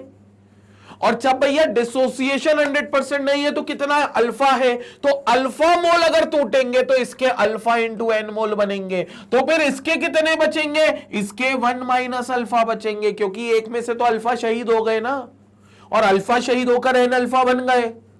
तो अल्फा शहीद हो गए तो बचे कितने? एक में से अल्फा माइनस कर दो, उतने बच गए, तो 1 माइनस अल्फा बच गए। क्या मेरी बात समझ पड़ी? बिल्कुल पढ़नी भी चाहिए, क्योंकि सिंपल है, रॉकेट साइंस कुछ है ही नहीं इसमें। Now I went Hoff factor is what? मैं एक्सपेरिमेंटली जितने मोल्स मेरे को मिलते हैं, एक्सपेरिमेंटली मेरे को जितने मोल सल्यूट के मिलते हैं, एन भी जिसको मैं बोलता हूं, अपॉन थ्योरेटिकली मेरे को जितने मोल्स मिलते हैं, थ्योरेटिकली मेरे को जितने मोल्स मैंने लिए थे, तो आई की वैल्यू कितनी हो गई? एक्सपेरिमेंटली मुझे मोल्स कितने मिले? ये टोटल मोल्स हो गया जितने मेरे को दिख रहे हैं सामने। मेरे को दिख रहे हैं कितने? 1 माइनस अल्फा, ये दिख रहे हैं, प्लस एन अल्फा। इसको अल्फा एन बोल दो या एन अल्फा बोल दो, बात एक ही। ये मेरे को दिख रहे हैं सामने मेरे, एन अल्फा टूटे हुए, 1 माइनस अल्फा नहीं टूटे हुए। This is an alpha, this is टूटे हुए मोल्स, तो इसको मैं कहूंगा डिसोसिएटेड मोल्स। ये डिसोसिएटेड मोल्स मेरे को दिख रहे हैं, राइट। और ये वहां पर क्या है? 1 माइनस अल्फा, ये मेरे को टूटे हुए नहीं दिख रहे, तो these are my undissociated moles. ये बिना टूटे हुए मोल्स है भाई, अनडिसोसिएटेड। तो टोटल मोल्स कितने हो गए जो मुझे दिख रहे हैं, dissociated plus undissociated, 1 minus alpha plus N alpha upon मैंने कितने सोचे थे कि मैं लेकर बैठा हूं भैया, मैंने शुरुआत तो 1 मोल से की थी, मुझे ये सब राम कहानी थोड़ी ना पता थी, मैं तो थ्योरेटिकली 1 लेकर चला था, ये देखो थ्योरेटिकली मैं 1 लेकर चला था और मैं तो इसकी उम्मीद में था, बट ये भी नहीं हुआ। पहले तो मैं इसकी उम्मीद में भी नहीं था, लेकिन मुझे बताया नहीं साहब डिसोसिएट होता है कुछ, तो मैंने कहा ठीक है एन मोल्स पर डिसोसिएट होगा, लेकिन फिर मुझे ये भी नहीं पता था कि 100% डिसोसिएशन होता है तब एन होता है।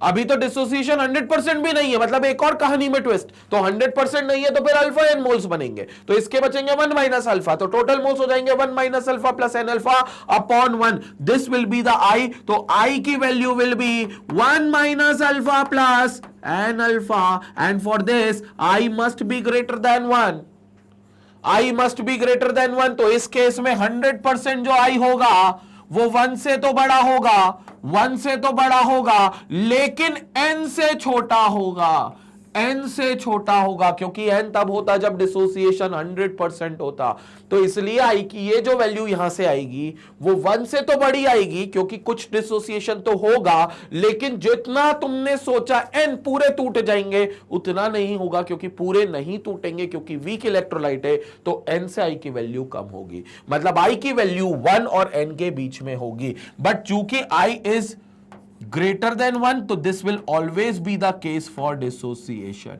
I will be greater than 1, this is for always dissociation. क्या मेरी बात संपट पड़ी?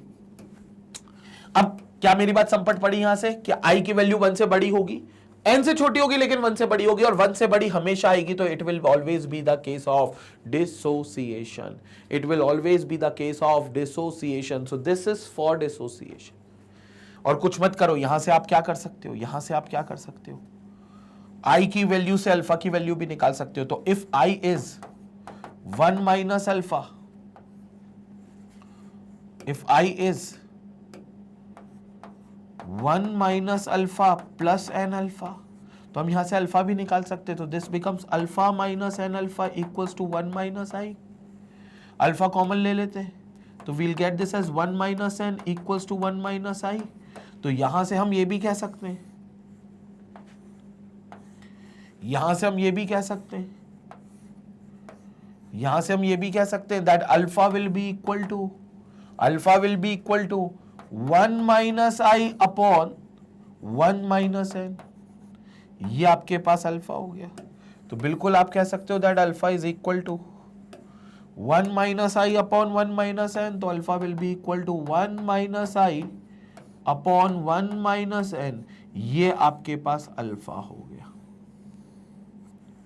ये आपके पास अल्फा हो गया, तो alpha will be equal to 1 minus i upon 1 minus N, ये आपके पास अल्फा हो गया। तो इस तरीके से अगर आपको आई दे दिया जाए और ये पूछा जाए बताओ इतना आई आ रहा है और एन इतना आना चाहिए था, एन क्या है 100% डिसोसिएशन के बाद जो मोल्स बनेंगे वो, तो एन इतना आना चाहिए था लेकिन अभी इतना आई आ रहा है आपका, तो अब बताओ कितना डिग्री ऑफ डिसोसिएशन हुआ, मतलब अल्फा की वैल्यू पूछ रहे, तो अल्फा इस तरीके से आप निकाल सकते हो, ये वैल्यू आपको सीधे अल्फा निकाल कर दे देगी, यहां से आपको अल्फा मिल जाएगा, अल्फा पता है तो आई मिल जाएगा, आई पता है तो अल्फा मिल जाएगा, ये केस होता है पूरे तरीके से डिसोसिएशन का, ये केस होता है पूरे तरीके से डिसोसिएशन का, और ये पूरा भी डिसोसिएशन की बात करिए, and for always remember dissociation i की वैल्यू 1 से बड़ी होगी, 100% होगा तो आई की वैल्यू n के बराबर होगी, 100% नहीं होगा तो आई की वैल्यू n से कम होगी, so this is for weak electrolyte, ये for weak dissociation of weak electrolyte, so this is for dissociation of weak electrolyte.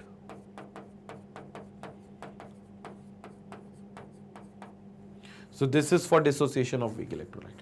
And for strong electrolyte, I और N एक ही होंगे, I की वैल्यू N के बराबर ही होगी, ये बात याद रखना, स्ट्रॉन्ग इलेक्ट्रोलाइट जितना आपको दिख रहा है, जितना टूटते हुए वही I हो जाएगा, ठीक है ना, फिर I को सीधा वहां पर मल्टीप्लाई कर देंगे, यहां पर देखो I की वैल्यू N के बराबर आ रही है, देखो I N की वैल्यू 2, I की वैल्यू भी 2, N की वैल्यू 3, I की वैल्यू भी 3, N की वैल्यू 4, I की वैल्यू भी 4, क्योंकि ये स्ट्रॉन्ग केस था, स्ट्रॉन्ग इलेक्ट्रोलाइट का 100%, लेकिन 100% नहीं हुआ, वीक हुआ, तो I की वैल्यू N से कम होगी, लेकिन 1 से तो फिर भी बड़ी होगी, जितना आपने लिया था उससे तो ज्यादा ही आएगी, क्योंकि I हमेशा 1 से बड़ा होता है फॉर डिसोसिएशन केस।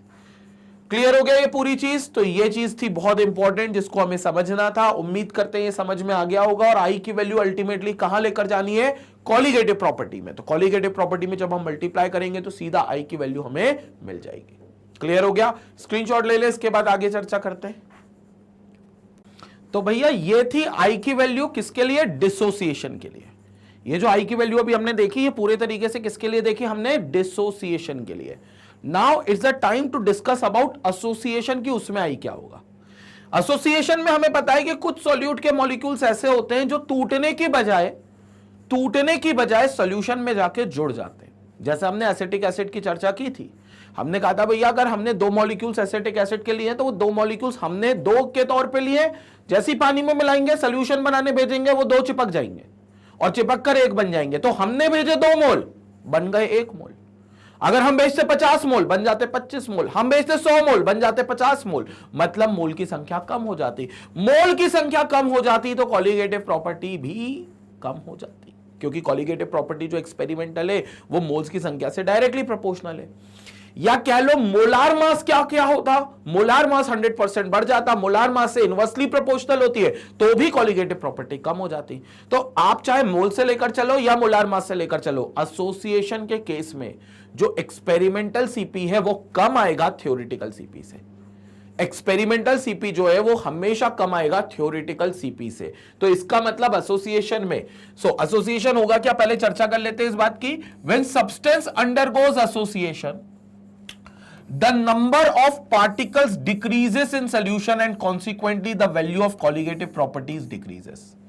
तो पार्टिकल की संख्या कम हो जाएगी या कह लो मॉलिक्यूलर मास बढ़ जाएगा। दोनों ही सूरत में जो कॉलीगेटिव प्रॉपर्टी होगा उसकी वैल्यू कम होगी। मतलब जितना आप सोच रहे थे ना कि सीपी होगा, जैसे आपने सोचा फलाना वैल्यू से लोअरिंग इन वेपर प्रेशर होगा, लेकिन उतनी वैल्यू से नहीं होगा, उससे कम वैल्यू से होगा। प्रेशर में लोअरिंग आएगी लेकिन उतनी वैल्यू से नहीं आएगी जितनी आपने सोची, उससे कम वैल्यू से कम होगा। आपने सोचा इतना बॉइलिंग पॉइंट बढ़ जाएगा, उतना नहीं बढ़ेगा, उससे कम वैल्यू से बढ़ेगा। मतलब आपने सोचा 1 डिग्री का राइज आएगा बॉइलिंग पॉइंट में, 1 डिग्री का नहीं आएगा, 0.5 डिग्री का आएगा, तो 0.5 डिग्री का ही राइज आएगा। ये आपको देखने को मिलेगा। So association of molecule is depicted as follows. जैसे देखो इन्होंने भी एसिटिक एसिड का एग्जांपल दिया है। देखो 2 मॉलिक्यूल CH3COH के लिए, दोनों चिपक कर एक मॉलिक्यूल बन गया, डायमर बन गया CH3COH का होल ट्वाइस। तो ये डायमर बन गया, 1 मोल बन गया। और क्यों बना? Because of hydrogen bond. ये देखो आपको CH3COH में आपको हाइड्रोजन बॉन्ड दिख रहा है। ये एक हाइड्रोजन बॉन्ड है, ये मैंने भी वहां पर बताया था। ये भी देखो एक हाइड्रोजन बॉन्ड है, ये भी हाइड्रोजन बॉन्ड है, ये भी मैंने आपको बताया था। तो दीज आर हाइड्रोजन बॉन्ड्स जो मैंने आपको वहां पर बताए थे। Now molecules of acetic acid dimerizes in benzene due to hydrogen bonding. It generally happens in solvents having low dielectric constants। और हमेशा ये जो एसोसिएशन होगा ये उनमें देखने को मिलेगा जिनका डाइलेक्ट्रिक कांस्टेंट बहुत कम होगा। डाइलेक्ट्रिक कांस्टेंट हमको पता है कि जो K की वैल्यू होती है, जो हमने कूलम्स लॉ में भी पढ़ी थी, वही डाइलेक्ट्रिक कांस्टेंट की वैल्यू जिनके लिए कम होगी, एसोसिएशन उसमें ही देखने को मिलेगा। एसोसिएशन उसमें ही देखने को मिलेगा। तो ये एसोसिएशन के अपने अपने खेल है, अपने अपने खेल हैं। जैसे अगेन अभी हम लोग बात कर रहे हैं जैसे एक्सपेरिमेंटल सीपी, हमने कहा एक्सपेरिमेंटल सीपी जो होगा वो थ्योरेटिकल सीपी से कम हो जाएगा, क्योंकि एक्सपेरिमेंटल सीपी जो है वो हमने ज्यादा मतलब जो थ्योरेटिकल है वो हमने ज्यादा सोच लिया, बट हकीकत में सीपी कॉलीगेटिव प्रॉपर्टी कम आ रही है, क्योंकि अल्टीमेटली जो एक्सपेरिमेंटल सीपी है वो डायरेक्टली प्रोपोर्शनल होता है किसके? मॉलिक्यूल्स के संख्या पे, सॉल्यूट के मॉलिक्यूल्स की संख्या पे, मोल्स की संख्या पे, या इनवर्सली प्रोपोर्शनल होता है एमबी के।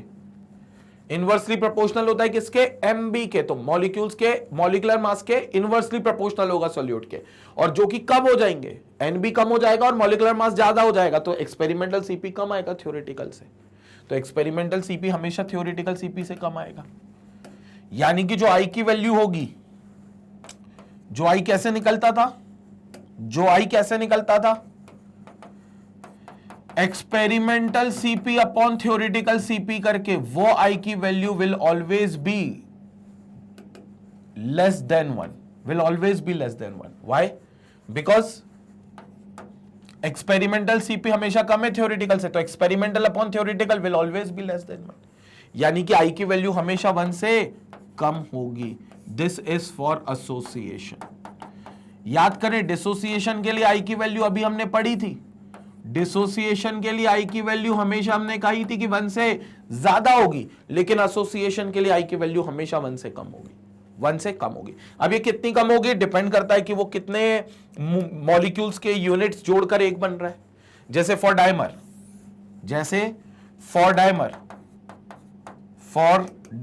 तो डायमर में क्या होता है, फॉर डायमर 2 मोल्स जुड़कर एक बन रहे हैं, 1 मोल बन रहे हैं। तो इस केस में जो आई की वैल्यू हो जाएगी वो क्या हो जाएगी, आई की वैल्यू विल बी, आपने सोचा था एक्सपेरिमेंटल 2 है, मतलब आपने थ्योरेटिकली 2 लिए थे, एक्सपेरिमेंटली 1 निकला, तो आई की value will B 1/2।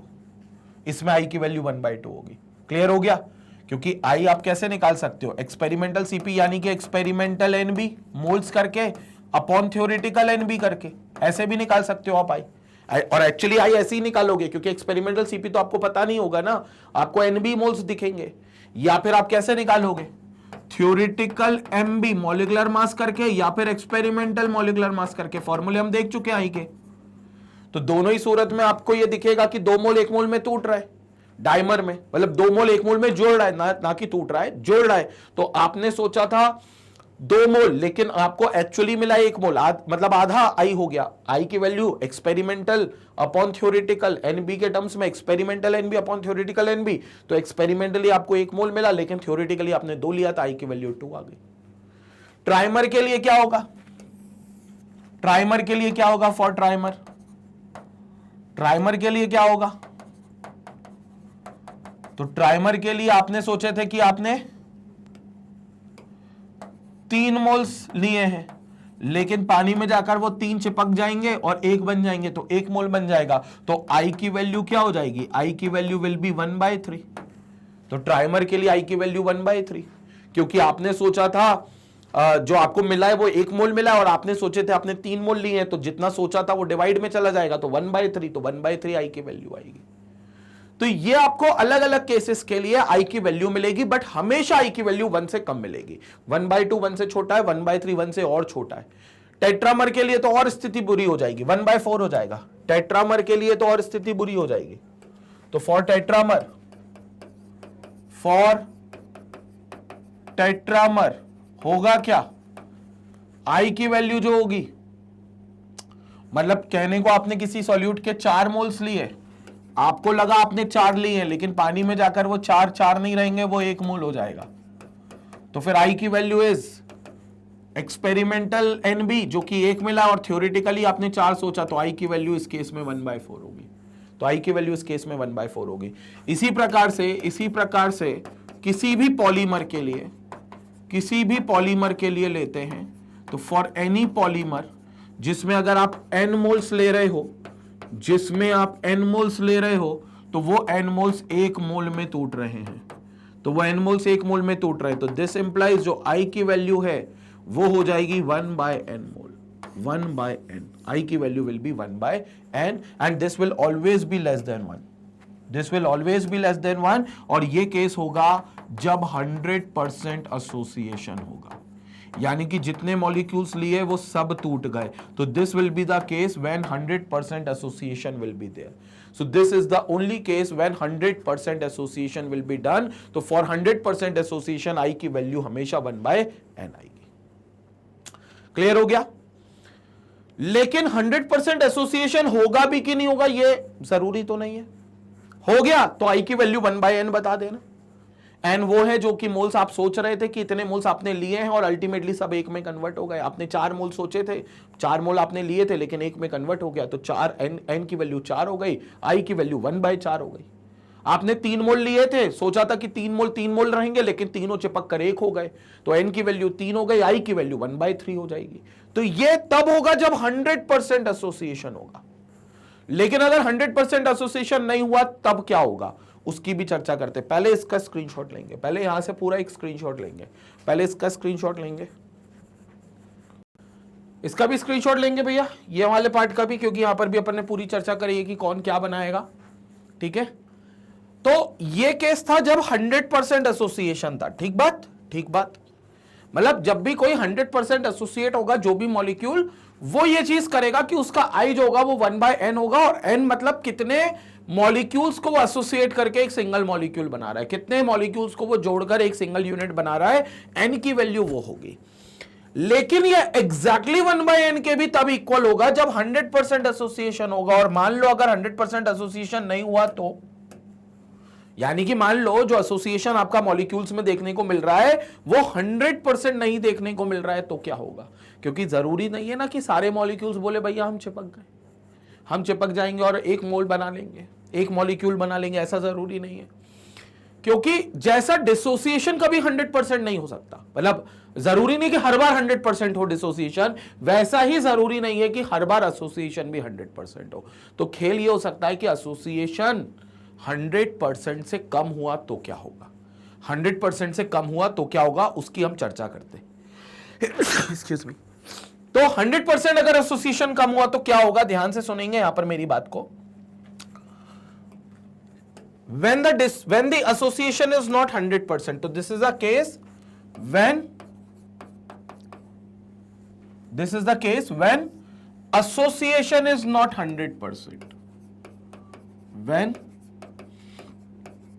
association is not 100%, जब एसोसिएशन 100% नहीं हो तो कितना है, अगेन हम अल्फा मान लेते हैं। Now alpha will become the degree of association. जैसे अल्फा हमारा डिग्री ऑफ डिसोसिएशन बना था, वैसे ही हम मान लेते हैं कि अल्फा हमारा डिग्री ऑफ एसोसिएशन बन गया। So let the degree of association, let the degree of association be alpha. हम मान लेते हैं कि हमारे पास जो डिग्री ऑफ एसोसिएशन है वो अल्फा है। अब अल्फा है तो क्या होगा, मान लेते हैं हमारे पास ए बी मोल्स है, मान लेते हैं हमारे पास ए बी के एन मोल्स हैं, ठीक है, एन मोल्स हैं। तो ये पूरे जाकर ए बी के एक मॉलिक्यूल बन जाएगा जो कि एन मॉलिक्यूल्स के चिपकने पर बनेगा। मतलब ए बी के एन मोल्स है तो ए बी एन मॉलिक्यूल्स बन जाएंगे। यहां आपने सोचा था एन मोल होंगे, यहां पर आपने सोचा था कि एन मोल्स होंगे, क्योंकि आपने लिए ही एन मोल्स थे, तो आपने ये सोचा था कि यहां एन मोल्स होंगे।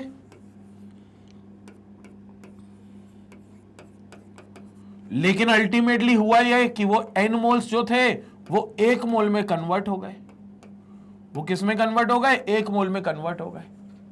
तो आपने लिए थे N moles, N times of A B था, लेकिन वो ए बी एन टाइम्स हो गया, मतलब ए बी इंटू एन हो गया, यानी कि एन मोल एक मोल में कन्वर्ट हो गए। और ये भी कब, जब 100% एसोसिएशन हो, जब 100% एसोसिएशन हुआ। तो इस हिसाब से अगर आप एक मोल लेते, अगर आप लेते ही एक मोल, तो फिर एसोसिएट करके मॉलिक्यूल कितने हो जाते, 1/n moles, right. Unitary method लगाओ कि जब n मोल्स मिलकर एक मोल हो गए, जब भैया n मोल्स मिलकर एक मोल हो गए, तो एक मोल जो है वो 1/n मोल्स में कन्वर्ट हो गए, 1/n मोल्स में कन्वर्ट हो गए। तो यहां पर आप कह सकते हो कि this 1 mole has now become 1/n mole, 1/n मोल। तो ये 1/n मोल बन गए आपके। और एक मोल भी 1/n तब बनेगा जब एसोसिएशन 100% होगा। बट एक्चुअली 100% एसोसिएशन नहीं है, एसोसिएशन तो अल्फा है, मतलब सिर्फ अल्फा मोल एसोसिएट होंगे। तो एक मोल अगर 1/n मोल दे रहा है तो दो मोल 2 into 1/n मोल चिपक कर देंगे, एसोसिएट होकर देंगे। 3 मोल 3 into 1/n मोल एसोसिएट होकर देंगे। 10 मोल्स 10 into 1/n मोल एसोसिएट होकर देंगे। x मोल x into 1/n मोल एसोसिएट होकर देंगे। y moles y into 1/n moles associate होकर देंगे। तो फिर alpha moles alpha into 1/n moles associate होकर देंगे, राइट। अल्फा इंटू 1/n मोल, तो ये alpha into 1/n moles associate हो जाएंगे। एंड देन जितने आपने लिए थे, यानी कि एक मोल वो पूरे एसोसिएट नहीं हुए, उसमें से सिर्फ अल्फा एसोसिएट हुए, तो फिर इसके कितने बच गए, 1 माइनस अल्फा मोल इसके बच जाएंगे। Are you getting my point.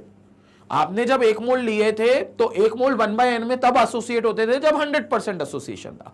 फिर आपने बोला यार एसोसिएशन 100% नहीं है, तो एसोसिएशन 100% नहीं है तो कितना है, अल्फा है। तो हमने कहा भैया फिर जब एक मोल 1/n में जाता था तो अल्फा इंटू 1/n में जाएगा।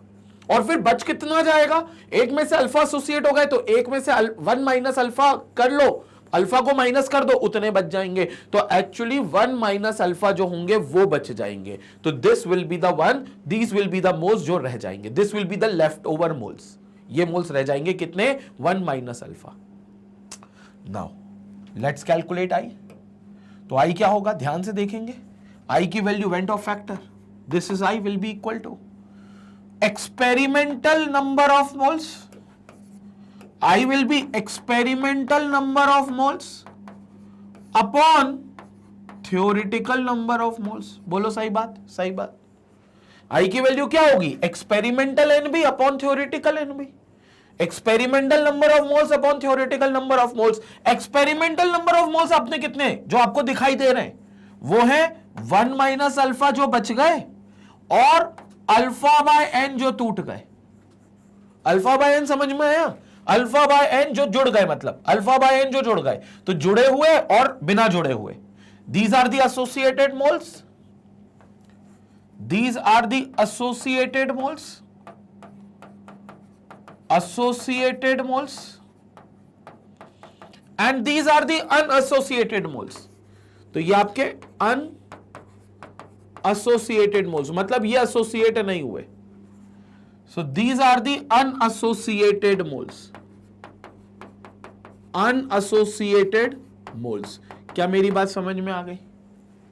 तो ये टोटल मोल्स हो गए अपॉन थ्योरेटिकल मोल्स। अल्टीमेटली आपने लिए कितने थे, आपने तो 1 मोल सोचा था, आपने तो पूरी कैलकुलेशन 1 मोल से की थी। n मोल 1 में जा रहे तो 1 मोल लेते तो 1 बाय n में जाता, आपने पूरी कैलकुलेशन 1 मोल की ली थी, तो आपने लिए तो 1 मोल थे।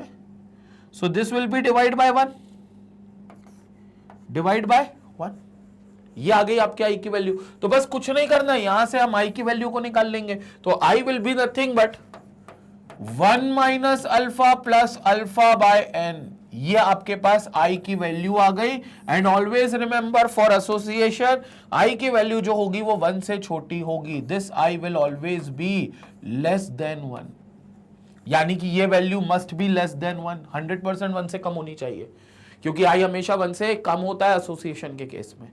तो ये आई जो होगा 1 से कम होगा, लेकिन ये 0 भी नहीं होगा, ये 0 भी नहीं होगा, मतलब 0 और 1 के कहीं बीच में होगा। तो अगर हम आई की बात करें तो ये 0 और कहना चाहिए, बल्कि 1 बाय n कहना चाहिए। तो 1 बाय n से बड़ा होगा आई, लेकिन आई की वैल्यू 1 से छोटी होगी, ये आप कह सकते हो आई की वैल्यू के लिए। क्योंकि 1 बाय n तब था जब सारे मॉलिक्यूल्स एसोसिएट हो गए थे, तब सबसे कम संख्या हो गई थी मोल्स की, तब सबसे कम वैल्यू आएगी आई की। लेकिन जब सारे मोल्स एसोसिएट नहीं होंगे तो कुछ अनएसोसिएट भी रह जाएंगे, अनएसोसिएट भी रह जाएंगे। तो जब कुछ अनएसोसिएट रह जाएंगे तो एकदम 1 बाय n जितना कम नहीं होगा, 1 बाय n से थोड़ा ज्यादा वैल्यू रखेगा, बट कभी भी 1 से ज्यादा वैल्यू नहीं रखेगा। तो इसलिए 1 बाय n से बड़ा होगा आई, लेकिन 1 से छोटा होगा आई, 1 बाय n से बड़ा होगा आई, लेकिन 1 से छोटा होगा आई। ये वैल्यू हमें मिलेगी जो हमेशा हमारे सामने होगी। क्या मेरी बात संपट पड़ी यहां से? पूरे तरीके से इत्तेफाक रखते हो इस बात से कि आई की वैल्यू होनी चाहिए 1 बाय n से बड़ी, लेकिन 1 से छोटी। तो 1 बाय n से बड़ी होगी और 1 से छोटी होगी। This is for association. और ये भी कब होगा, जब वीक एसोसिएशन होगा। ये जब होगा when association is not 100%, when association is not 100%, is not 100%। और इवन ये भी हम लिख सकते हैं कि आई की वैल्यू एग्जैक्टली 1 बाय n भी हो सकती है जब एसोसिएशन 100% होगा, when association is 100%। तो जब एसोसिएशन 100% होगा तब ये वैल्यू भी हो सकती है, when association is 100%। तो जब एसोसिएशन 100% होगा तब आपकी ये वैल्यू भी हो सकती है, ये बिल्कुल हो सकती है वैल्यू। समझ में आया? ये पूरी वैल्यू कंसेप्ट क्लियर हो गया। अब कई बार हमें आई दे दिया जाता है और हमें अल्फा निकालना पड़ता है, तो हम इस एक्सप्रेशन का यूज करके आई और अल्फा हम निकाल सकते हैं। बेसिकली आई से हम अल्फा निकाल सकते हैं, ये कहना चाहते हैं। तो इसका एक्सप्रेशन हम लिखेंगे और अल्फा की वैल्यू कैलकुलेट करने का प्रयास करेंगे यहां से। तो what is i equal to, i is equal to 1 minus alpha plus alpha by n, right? So this implies alpha minus alpha by N equals to 1 minus i, right. यहां ये पूरे अल्फा आ गए और वहां आई चला गया, यहां से अल्फा कॉमन ले लेते, बट उससे पहले क्या ले लेंगे, एलसीएम, तो it will become n alpha minus alpha upon n equals to 1 minus i, 1 minus i. So this implies n common, sorry alpha common, alpha common तो ऊपर क्या बचा, n minus 1 upon n equals to 1 minus i. तो यहां से alpha की value क्या आ गई, n into 1 minus i, n into 1 minus i upon n minus 1, ये अल्फा की वैल्यू आ गई। तो कभी अगर आपको आई दिया जाए, कभी आपको अगर आई दिया जाए तो आई से आप इस तरीके से अल्फा की वैल्यू भी कैलकुलेट कर सकते हो, इसमें कोई प्रॉब्लम नहीं होनी चाहिए। आप अल्फा से आई की वैल्यू इस तरीके से कैलकुलेट कर सकते हो, and this is how you will get this value of, sorry I से अल्फा की वैल्यू कैलकुलेट कर सकते हो और ये आपको अल्फा मिल जाए, where alpha is what, degree of association. जो एसोसिएशन है उसका एक्सटेंट है, कितना ज्यादा एसोसिएशन हो रहा है। जैसे डिग्री ऑफ डिसोसिएशन निकाला था, वैसा डिग्री ऑफ एसोसिएशन भी। फॉर्मूला बहुत हद तक सेम है, लेकिन मतलब सिमिलर है, लेकिन एग्जैक्टली सेम नहीं है, अंतर है। ऊपर एन नहीं आता, वहां पर एन आता है, ठीक है। बाकी लगभग ये 1 minus i upon 1 minus N होता था, यहाँ 1 minus i upon n minus 1 है, ठीक है, और इनटू एन भी है। तो ये आपको अल्फा वैल्यू मिल जाएगी which is degree of association. और डिग्री ऑफ एसोसिएशन कब निकालना है, जब कोई ऐसा आपने सोल्यूट मिलाया हो जो कहता हो भाई मैं 100% एसोसिएट नहीं होता, जो कहता हो यार मैं 100% अपने आप को एसोसिएट नहीं कर सकता, मैं कुछ पार्ट में यहां पर एसोसिएट कर सकता हूं, तो उसके लिए फिर अल्फा निकाल सकते हो अगर आपको आई दिया है तो। और अगर आई निकालना हो तो फिर अल्फा दिया है तो आप आई भी निकाल सकते हो। तो अल्टीमेटली ये आई होता है जो कि हमें करेक्ट सीपी बताता है। ये वो वेंट ऑफ फैक्टर है जो हमें करेक्ट एग्जैक्टली सीपी बताता है कि कितनी कॉलिगेटिव प्रॉपर्टी आनी चाहिए, और वो कॉलिगेटिव प्रॉपर्टी की वैल्यू हमें यहां से मिलती है, यहां से हमें समझ आती है। तो ये कॉलिगेटिव प्रॉपर्टी की वैल्यू हमें यहां से मिलती है और इस तरीके से हमें समझ आती है। संपट पड़ा कॉलिगेटिव प्रॉपर्टी कैसे होगी। अब बस क्या करना है, इस आई को सारी कॉलिगेटिव प्रॉपर्टीज में ऐड कर देना है। करते वो ऐड, पहले स्क्रीनशॉट ले लो, पहले यहां से स्क्रीनशॉट ले लो। यहां तक का तो स्क्रीनशॉट ले लिया था शायद, यहां तक का तो एक बार देख लो, इसके आगे का भी देख लेंगे। यहां पर ये भी स्क्रीनशॉट लेंगे, इस पार्ट का भी। These are very important things, इसका भी स्क्रीनशॉट लेंगे, बहुत बढ़िया। और यहां पर भी लेंगे क्योंकि यहां पर अपन ने अल्फा मेनली निकाला है, तो अल्फा निकाला है, ठीक है। अब जितनी भी कॉलिगेटिव प्रॉपर्टीज है उन सब में तुम आई को ऐड कर सकते हो, उन सब में तुम आई को ऐड कर सकते हो। कैसे ऐड कर सकते हो, देखो पहला relative lowering in vapour pressure क्या था तुम्हारे पास, P naught A minus P A upon P naught A equals to chi B, यही था। तो कुछ मत करो, इसी साइड तुम आई को मल्टीप्लाई करो, जहां पर मोल्स हैं सॉल्यूट के, या कह लो जहां पर मॉलिकुलर मास है सॉल्यूट का, वहीं पर आई मल्टीप्लाई होगा। तो यहां पर तुम आई को मल्टीप्लाई कर दोगे तो यहां पर आई इंटू के भी हो जाएगा। ये अब जो कॉलिगेटिव प्रॉपर्टी है ना, ये वैल्यू अब ये सही वैल्यू देगा, अब ये प्रैक्टिकल वैल्यू देगा क्योंकि तुमने इसको आई के साथ मल्टीप्लाई कर रखा है। तो आई काय भी बन जाएगा। ये आई जो होगा वो निकल सकता है, आप निकाल सकते हो एसोसिएशन के केस के लिए भी, डिसोसिएशन के केस के लिए भी। कैसे निकालना, अगर 100% एसोसिएशन नहीं है, 100% डिसोसिएशन नहीं है, तो भी आप आई निकाल सकते हो, ठीक है। दूसरी बात जो यहां हमको समझनी है, दूसरी बात जो हमें यहां पर समझनी है, यहां पर देखेंगे दूसरी बात, दूसरा formula delta T B equals to K B into molality था, के बी इंटू एम। कुछ नहीं करना है, यहां पर भी मोलालिटी साइड पे आई का मल्टीप्लाई करेंगे। पूछो क्यों मोलालिटी की साइड आई का मल्टीप्लाई करेंगे, क्योंकि मोलालिटी साइड पर ही आई आएगा, क्योंकि रीजन बीइंग मोल्स की संख्या वहीं पर है, मोल्स की संख्या जहां पर है वहीं पर आई का मल्टीप्लाई, तो यहां पर आई का मल्टीप्लाई। तीसरा formula delta T F freezing point, delta T F is equal to K F into molality, K F into M. तो कुछ नहीं करना है, यहीं पर आई का मल्टीप्लाई, तो ये आई का मल्टीप्लाई भी यहीं पर होगा, ये आई का मल्टीप्लाई भी यहीं पर होगा। क्यों, क्योंकि आई उसी साइड मल्टीप्लाई होगा जिस साइड आपका मोल्स आते हैं, सोल्यूट के मोल्स। तो मोलालिटी में ही सोल्यूट के मोल्स आते हैं, तो सोल्यूट के मोल्स जहां पर आएंगे वहीं आई का मल्टीप्लाई होगा, यानी कि मास ऑफ सॉल्वेंट जहां आएगा वहीं पर आई का मल्टीप्लाई होगा, तो यहां पर आपका आई का मल्टीप्लाई हो जाएगा। एंड द फोर्थ थिंग जो होगी वो होगी delta pi equals to C R T. तो pi equals to C R T, यहां पर भी आपके पास सी जो है कंसंट्रेशन है, जो मोलारिटी है, जो मोल्स अपॉन वॉल्यूम होता है तो मोल्स जहां पर आएंगे वहीं पर आई का मल्टीप्लाई होगा, तो यहां पर भी आपका आई का मल्टीप्लाई होगा।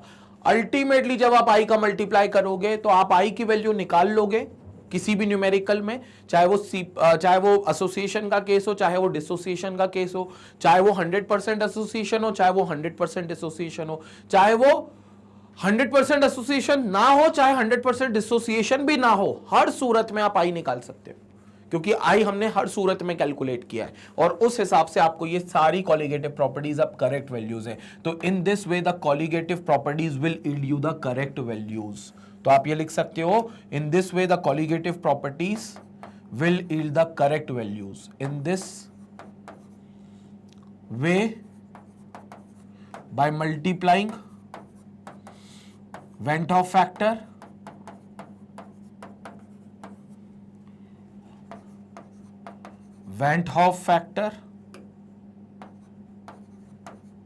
by multiplying Van't Hoff factor, which is nothing but your I है Van't Hoff factor, we will get the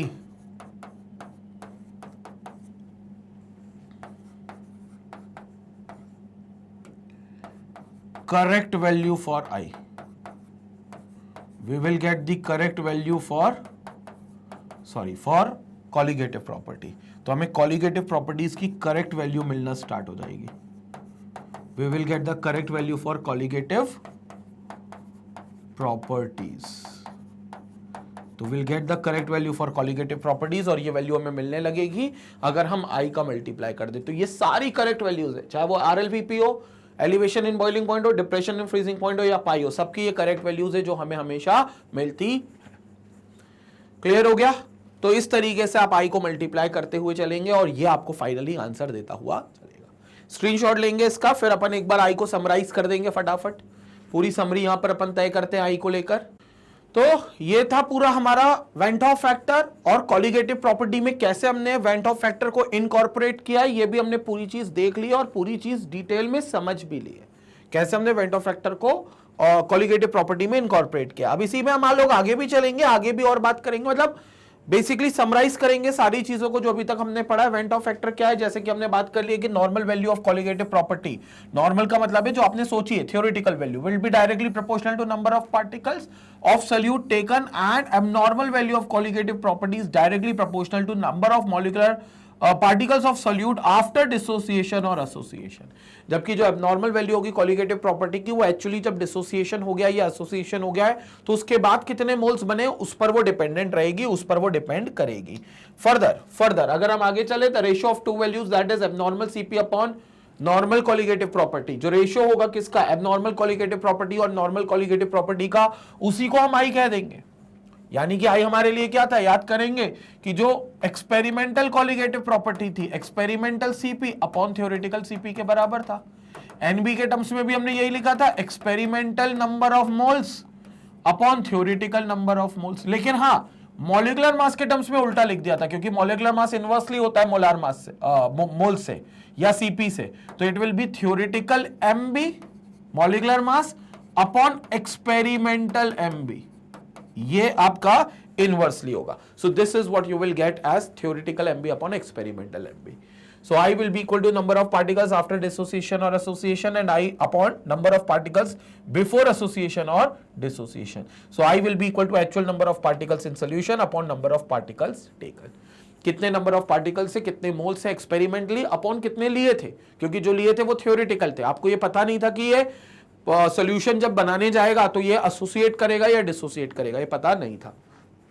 ये पूरे तरीके से समराइज कर रहे हैं हम सारी चीजों को जो अभी तक हमने पढ़ी है, समरी दे रहे हैं उसकी, ठीक है। So as colligative property is inversely proportional to molecular weight, तो मॉलिक्यूलर वेट में ये उल्टा हो जाएगा, नॉर्मल थ्योरेटिकल मॉलिक्यूलर वेट ऊपर, एक्सपेरिमेंटल नीचे। नाउ ये देखो, डिसोसिएशन के केस में we have already defined 1 plus n-1 into alpha is greater than 1, जो i होता है बेसिकली, और i जो एसोसिएशन का होगा 1 plus 1/n-1 into alpha will B less than 1। मतलब डिसोसिएशन के केस में हमेशा i जो होगा वो 1 से बड़ा होगा, और एसोसिएशन के केस में जो i होगा वो हमेशा 1 से छोटा होगा। i 1 से बड़ा होगा डिसोसिएशन में, i 1 से छोटा होगा एसोसिएशन में, ठीक है। और अगर 100% एसोसिएशन या डिसोसिएशन नहीं होता है तो i की वैल्यू 1 से बड़ी होगी लेकिन n से छोटी होगी, 100% डिसोसिएशन नहीं होता है तो। और इसमें अगर i की वैल्यू देखी जाए तो 1/n से हमेशा i बड़ा होगा लेकिन 1 से हमेशा छोटा होगा। तो 1/n से बड़ा होगा लेकिन 1 से छोटा होगा अगर एसोसिएशन 100% नहीं होता है तो। सारी चीजें हम देख चुके, ठीक है, स्क्रीनशॉट ले लो एक बार इसका। ये सारी चीजें हम बच्चे देख चुके हैं, सारी चीजों को हम डिटेल में पूरी तरीके से समझ चुके हैं और जान चुके हैं, ठीक है। लेट्स मूव अहेड नाउ, आगे चलते हैं, थोड़ा सा और चर्चा करते हैं। So now this, in case van't Hoff factor is known the various colligative properties would be given as, ये देखो सब में आई का मल्टीप्लाई कर दिया, delta T F equal to i times of K F into m, delta T B is equal to i times of K B into m, pi V is equal to i times of n R T, i multiply कर दिया, and P naught minus P upon P naught is equal to i times of chi B. जहां पर moles होगा याद रखना आई वहीं पर multiply होगा, जहां पर मोल्स होंगे सल्यूट के एनबी या जहां मॉलिक्यूलर मास होगा एमबी, आई उसी साइड इक्वल टू में मल्टीप्लाई होगा। एलएचएस आरएचएस में क्योंकि कंफ्यूजन होता है आई को कहां मल्टीप्लाई करना है, मल्टीप्लाई तो करना है ऑस्मोटिक में लेकिन कहां करना है, तो जहां मोल्स ऑफ सल्यूट लिख रहे हो वहीं पर आई का करेक्शन होगा, क्योंकि जो मोल्स हमने सोचे थे उससे अलग निकले, जो मॉलिक्यूलर मास हमने सोचा था एक्सपेरिमेंटली वो मॉलिक्यूलर मास अलग निकला, तो वहीं पर आई की वैल्यू मल्टीप्लाई होगी जहां मॉलिक्यूलर मास आएंगे या मोल्स आएंगे, क्योंकि वहीं पर करेक्शन होगा आई का। कंसेप्ट क्लियर हो गया ये वाले पूरे पार्ट का, इसका स्क्रीनशॉट ले ले, हालांकि ये चीज भी हम पूरे तरीके से देख चुके हैं, स्क्रीनशॉट ले ले। तो ये पार्ट था स्टूडेंट्स जो हम लोगों ने यहां पर बहुत डिटेल में देख लिया है, और फाइनली हमारा पास यहां पर पूरे तरीके से वेंट ऑफ फैक्टर और जो मॉलिक्यूलर मास है वो जो एबनॉर्मल मॉलिक्यूलर मास है वो पूरी तरीके से कंप्लीट होता है। इवन हमने ये भी देख लिया है कि मॉलिक्यूलर मास में क्यों चेंजेस देखने को मिलते हैं, मॉलिक्यूलर मास में क्यों बदलाव देखने को मिलता है, वो सारी चर्चा भी कर ली। और यहां पर देखो जो मोलालिटी साइड था उसी साइड पे आपने आई का मल्टीप्लाई कर दिया, मतलब यहां पर आपने एक इफेक्टिव मोलालिटी निकाल ली, जो कि इफेक्टिव मोलालिटी आई को मल्टीप्लाई करने में आएगी। तो आप ये भी कर सकते हो कि मोलालिटी जो निकाल रहे हो उसी को पहले इफेक्टिव मोलालिटी निकाल लो, मतलब जो सही मोलालिटी है वो निकाल लो, उस इफेक्टिव मोलालिटी को आप एमआई कह दोगे और फिर एमआई से आप मल्टीप्लाई कर दो, बात एक ही है। So where M is molality of solution, i into M is sometimes referred to as effective molality और कॉलिगेटिव मोलालिटी एमआई। तो मोलालिटी में अगर कुछ नहीं करेंगे हम आई का मल्टीप्लाई कर देंगे तो ये इफेक्टिव मोलालिटी या कॉलिगेटिव मोलालिटी बोलने लगेंगे, और फिर इस एमआई को हम इनकॉर्पोरेट कर सकते हैं जहां जहां हमें यूज करना है। याद रखना मोलालिटी सिर्फ दो ही जगह यूज होता है, एक एलिवेशन इन बॉइलिंग पॉइंट, एक डिप्रेशन इन फ्रीजिंग पॉइंट, तो इन दोनों को ही लिख सकते हो सिर्फ इसमें। ये लिख दिया elevation in depression in freezing point और ये लिख लिया एलिवेशन इन बॉइलिंग पॉइंट। ये देखो एमआई यहाँ आ गया, आप कर सकते हो, ठीक है। सो this is yet another way, आप पहले मोलालिटी को करेक्ट कर दो फिर उसको डायरेक्ट लिख दो, बात एक ही है। तब कान सीधा ऐसा पकड़ो या कान ऐसा घुमाकर पकड़ो, बात एक ही है, ठीक है, कोई फर्क नहीं पड़ता। स्क्रीनशॉट लेंगे इसका। तो भाई यहां पर हमारे लिए पूरे तरीके से कंप्लीट होता है मोलालिटी के बारे में टर्म्स, मोलालिटी को समझने का जो हमने नजरिया बनाया है। और इनफैक्ट सिर्फ वेंट ऑफ फैक्टर और एबनॉर्मल मॉलिक्यूलर मास नॉर्मल कंडीशंस पे ही नहीं समझी, बल्कि नॉर्मल कंडीशंस मतलब सर जब 100% एसोसिएशन हो, जब 100% डिसोसिएशन हो, तो सिर्फ हमने तब वहीं पर बात नहीं करी, हमने ये भी बात करी है जब डिसोसिएशन और एसोसिएशन 100% नहीं होगा तो क्या होगा, इस पर भी हमने बहुत डिटेल में चर्चा करी है। और यहां पर हमारा पूरा तरीके से टॉपिक समाप्त होता है। और याद रखना जब भी हमें आई दिया जाए या नहीं भी दिया जाए तब भी हमें सीपी कॉलिगेटिव प्रॉपर्टी सही वाला निकालना है, थ्योरेटिकल वाला नहीं, एक्सपेरिमेंटल वाला। तो 100% अगर आई नहीं दिया गया है तो वो आपसे एक्सपेक्ट करेंगे कि आप आई वहां पर बताओ। जैसे NaCl आ गया और उन्होंने बोल दिया 100% डिसोसिएशन है, तो आपको आई की वैल्यू 2 मानकर चलनी है, वहां पर कुछ नहीं सोचना। एसिटिक एसिड आ गया और उन्होंने बोल दिया कि आपने 100% एसोसिएशन हो रहा है, तो आपको आई की वैल्यू 1/2 लेकर चलनी है, कुछ नहीं सोचना। तब जाकर आपके करेक्ट सीपीज निकलेंगे, तब जाकर आपका बिल्कुल सही सीपी निकलेगा। तो स्टूडेंट ये था हमारा आज का मुख्य टॉपिक जिसमें हमने वेंट ऑफ फैक्टर और एब्नॉर्मल मॉलिक्यूलर मास की बात करी है। नेक्स्ट टॉपिक में हम लोग एजियोट्रॉपिक मिक्सचर्स और एजियोट्रॉप्स के बारे में बात करेंगे, जो कि अगला वीडियो होगा हमारा। बाकी आपको पता है कि मैग्नेट बेस एकमात्र चैनल है जो 100% आपको फ्री कंटेंट प्रोवाइड करता है, चाहे वो आपकी IIT जेईई की प्रिपरेशन हो या नीट की प्रिपरेशन हो, या IIT जेईई और नीट के अलावा अगर आप CBSE बोर्ड लेवल की तैयारी कर रहे हो, चाहे वो हिंदी मीडियम की हो या इंग्लिश मीडियम की हो, अगर आप 9th या 10th क्लास में हो तो डिफरेंट ओलंपियाड्स, और 10th में हो तो NTSC की तैयारी कर रहे हो तो वो कोर्स आपको, फिर चाहे CUET हो, IIT जेईई और नीट तो आपको मिल ही रहा है, यूपी बिहार बोर्ड के स्टूडेंट हो, स्पोकन इंग्लिश का कोर्स हो, बैंक एंड इंश्योरेंस के कोर्सेस हो, RRB, SSC, UPSC, JAP, cab, ये सभी कोर्सेस मैग्नेट ब्रेन्स की वेबसाइट पर भी और मैग्नेट ब्रेन्स के यूट्यूब चैनल दोनों पर अवेलेबल है, जहां से आप बिल्कुल फ्री में एक्सेस कर सकते हो और अपने मोबाइल से, लैपटॉप से, टैबलेट से, डेस्कटॉप से, किसी भी डिवाइस से आप इनको फ्री ऑफ कॉस्ट एक्सेस कर सकते हो। किसी तरीके का कोई सब्सक्रिप्शन आपको बाय नहीं करना, किसी तरीके का कोई कूपन कोड नहीं लगाना। 100% मैग्नेट ब्रेन्स आपको देता है फ्री एजुकेशन। और 100% जब हम बोलते हैं तो मतलब वाकई में 100% है। इसका मतलब ये नहीं कि 2-3 चैप्टर आपको 100% फ्री मिलेंगे, उसके बाद आपको बाकी चैप्टर का कोई सब्सक्रिप्शन लेना होगा या कोई फीस पे करनी होगी। 100% आपको कोर्स, मतलब पूरा कोर्स आपका फ्री ऑफ कॉस्ट है। IIT जेईई के हर एक लेक्चर, हर एक सब्जेक्ट के हर एक लेक्चर, हर एक टॉपिक फ्री ऑफ कॉस्ट है।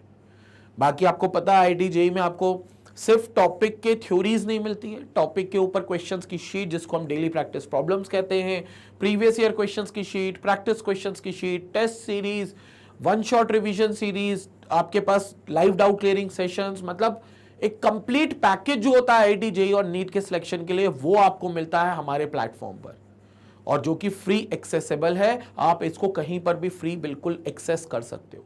और बेहतर रहेगा, आप YouTube से बेहतर रहेगा कि आप वेबसाइट पर आकर इन लेक्चर्स को देखो। रीजन भी क्यों? क्योंकि YouTube पर कई बार ऐसा होता है कि हम स्ट्रक्चर्ड जो वे होता है, ऑर्गेनाइज्ड वे, उसको मिस आउट करते हैं YouTube पर।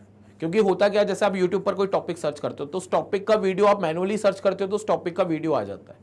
अब आपको ये नहीं पता कि इस टॉपिक के बाद अगला टॉपिक आपको कौन सा पढ़ना है, या इस टॉपिक से पहले आपको कौन सा टॉपिक पढ़ना था, या इसमें अगर आपने कोई थ्योरी पढ़ी है तो इसके क्वेश्चंस कहां से आप लगाओगे। आपको वो चीज समझ नहीं आती यूट्यूब पे, क्योंकि यूट्यूब पर कोई सजेशंस नहीं आती एक ऑर्गेनाइज्ड प्लेलिस्ट की। लेकिन जब आप यही चीज मैग्नेट ब्रेन्स की वेबसाइट पर देखते हो तो वहां पर आपको पूरा कोर्स स्ट्रक्चर्ड वे में दिखता है, पूरे वीडियोस थ्योरी के आपको दिखते हैं, DPPs दिखती हैं, प्रैक्टिस क्वेश्चंस की पूरे सीक्वेंस सीरीज दिखती है। हर टॉपिक के बाद आपको क्वेश्चन का DPP मिलेगा, मतलब जस्ट उसके नीचे होगा, आपको कहीं भटकना भागना नहीं है, उसी पूरे एल्गोरिदम को चलना है, पूरे सीक्वेंस को फॉलो करना है और लगातार वही शीट सॉल्व करनी है। शीट का सोल्यूशन भी उसके नीचे दिया जाएगा।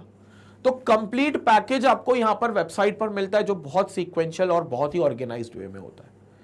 बाकी आपको पता है मैग्नेट ब्रेन्स IIT जेईई और नीट के चैनल पर आपको नीट की तैयारी भी कराई जा रही है, बिल्कुल free of cost. NEET bio, NEET physics, NEET chemistry के एक्सक्लूसिव लेक्चर्स एक्सपर्ट फैकल्टीज के द्वारा आप तक पहुंचाए जा रहे हैं, ताकि आपकी पढ़ाई को बेहतर कर सके। तो जितने तुम्हारे फ्रेंड्स हो, जितने रिलेटिव्स हो जो IIT या नीट की तैयारी कर रहे हैं, या इनमें से कोई सी भी तैयारी कर रहे हैं, लेकिन एक ऐसे चैनल की तलाश कर रहे हैं जहां रेगुलर वीडियोस मिल जाए उनको, जहां क्वालिटी कंटेंट मिल जाए, जहां सिर्फ क्वेश्चंस, जहां सिर्फ थ्योरी ना कराए बल्कि क्वेश्चंस भी कराएं, वन शॉट रिवीजन भी कराएं, NCERT के क्वेश्चंस भी कराएं, NCERT के बाहर के क्वेश्चंस भी कराएं, टेस्ट सीरीज भी मिल जाए। तो वो एक कंप्लीट सोल्यूशन की अगर तलाश में है तो उन लोगों को इस चैनल का रिकमेंड जरूर करें, इस चैनल का लिंक जरूर भेजें, इस वीडियो का लिंक जरूर भेजें। इसी तरीके से मैग्नेट ब्रेन्स को अपना प्यार और सपोर्ट देते रहें। Stay tune, stay connected. Thank you.